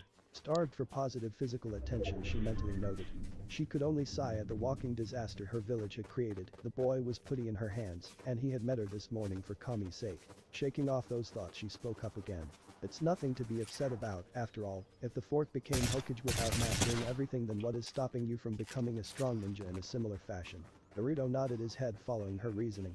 Better to be a master of 3 skills than average at 5, and if the fourth could become a legend with only a few arts under his cloak and taking damage. This revelation brought forth a question though, what would he focus on? He clearly wasn't aware of every single ninja art, so how could he choose, and what if he chose skills that didn't fit him? Seeing the boy in front of her frowning at his Amagi decided to help him out with it. She wouldn't tell him what to study, that was his choice and his alone, but she decided to. Naruto-kun, she called out, bringing his attention back to her. Would you like some help in finding more teachers? Naruto nodded, grateful for any assistance his new friend. Internally he hoped she was his friend. Reaching into the pile of eyes, he pulled out 2 books and placed them before him. The first book was rather unremarkable in appearance, a bit worn, signifying either old age or frequent use, perhaps both, and a very little black margin. Beginner's Guide to the Ninja Arts by Sarutobi Hiruzen was printed along the cover in black text. Simple and to the point. The author sounded familiar to Naruto, but he put that thought away in the back of his mind and looked to the second book she had placed before him. The second book was much smaller than the first and much more worn. Similar to the first book at first glance, it was unremarkable. It didn't even have any text on the cover, nor an author, just a black covering that was faded in some spots with the passing of time. The short cough brought his attention back to his companion. Seeing that she had recaptured his gaze, Amagi clarified her selections. The first book is rather obvious, a rundown on almost all the known shinobi types, and their uses. She decided not to mention it with missing the forbidden of banned arts. She didn't need the boy deciding he wanted to master forbidden jutsu after all. The second book, she grabbed a small black book in her hand and held it up as an older copy of what's known as a bingo book. Bingo book? Naruto asked in confusion. The bingo book, she began to explain, is a book designed to make note of famous, or rather infamous, shinobi and kinmochi throughout the elemental nations, listing some of their skills, allegiances, known allies, pretty much anything that can be found out about them really. Naruto looked at the little book with much more interest now, but that still begged the question, why was she giving him a bingo book? Seeing his confused expression, she sighed a bit to herself before explaining. The bingo book contains a list of ninja from all villages, Naruto, not just shinobi. Every village has its own tricks and unique shinobi that tend to use different arts you might find interesting enough to pursue. She explained. She swore she could almost see an actual light bulb flicker on in his mind. Naruto had caught on to her meaning. Coming to the library showed him just how little he really knew about being a ninja. It was a bit embarrassing honestly, but at least he had a better idea now than when he first walked in. He swore he would make sure to be better informed from here on. Moving past his embarrassment, he glanced back down at the bingo book and replayed what Amagi had told him. If true, then he could learn about styles not even found in his village. He could be truly unique. Grinning, he turned back to face Amagi, newfound determination in his gaze. He was going to become the greatest ninja the village had ever seen. That was his promise of a lifetime. Seeing the light in his eyes, Amagi couldn't help but offer him a cheery smile. Looks like he's almost ready to start on his path, she thought to herself. She wondered where it would take him. Grabbing the two books as she stood, she addressed him once more. Naruto-kun, let's get these two books checked out for you. I'll store the rest away until you have needed them, she informed him. He nodded and moved to follow after her, taking care to put back a few of the scrolls he'd been glancing around and was waiting for them. Making their way to the desk, she and Amagi noted down the two texts before handing them over to the boy in a small bag. Not, I don't think I need to ask this, but you're such good player of those books, won't you, Naruto-kun? She asked him again. Naruto was not the sharpest child, but he could have sworn he saw the nearby shadows twitching behind her. He rapidly nodded. How could she be so scary? With a smile. Laughing quietly to herself, she rested her hand gently upon his head, running her fingers through the untamed but oddly soft mass of golden spikes. I'm putting my faith in you then. Don't let me go. She smiled down at him again, this one without any malice. Naruto looked down at the floor. Her words and gestures sent an unfamiliar but not unwelcome feeling through his chest. He wasn't sure what it was, but he reveled in it nonetheless, committing the warmth to memory. He met her eyes once more, and gave the largest grin he could fit on his childish face and spoke. I won't, that's a promise, and Naruto Uzumaki never breaks a promise, he proclaimed. An honest ninja, huh? Amagi mused to herself. Not the most practical, she admitted, but couldn't shake the feeling this boy would be something great one day. Well then, get to it, Naruto, you still have a long way to go and it's getting late. She gestured to the window to left, showing off the setting sun. Seeing the time, Naruto's face fell a bit. He had wanted to begin training today, but knew better than to wander alone at night through the village. It wasn't safe. At least not for him anyway. Shaking that thought away, he turned to face her and nodded again, securing the bag and his new books in hand. He made his way towards the building's exit, stopping right before the doors. He turned to see his new friend one last time, fond memories of their day together filling his mind. The first day in his entire life he didn't have to spend truly alone. He gave a megawatt grin and waved to her. His grin widened, seeing her return the gesture with a smirk and wave of her own. He decided he loved the library. Racing out, he cut through alleyways and secret paths he had found in his solo explorations of the village, arriving at his tiny apartment in record time. He was eager to start reading. After all, once he found a style that suited him, he could begin his training. Rushing into his room, he dove onto his bed and set out his new books in front of him. He took a moment to decide where he should start first, before settling on the white book first. Probably better to actually understand all the arts before trying to make any real choices. Setting the book down in his lap, the young boy would spend the rest of the evening reading, taking small notes here and there when something caught his eye, or he had questions to look back on during his future trips to visit the library. He'd fall asleep 2 hours later with a smile on his face and notes littering his bed. Naruto blearily took in his surroundings upon Thank you waking guys for slowly, coming out recalling the and events of watching the me previous day stream. and his late night reading binge. Perhaps Until next time, see you guys later.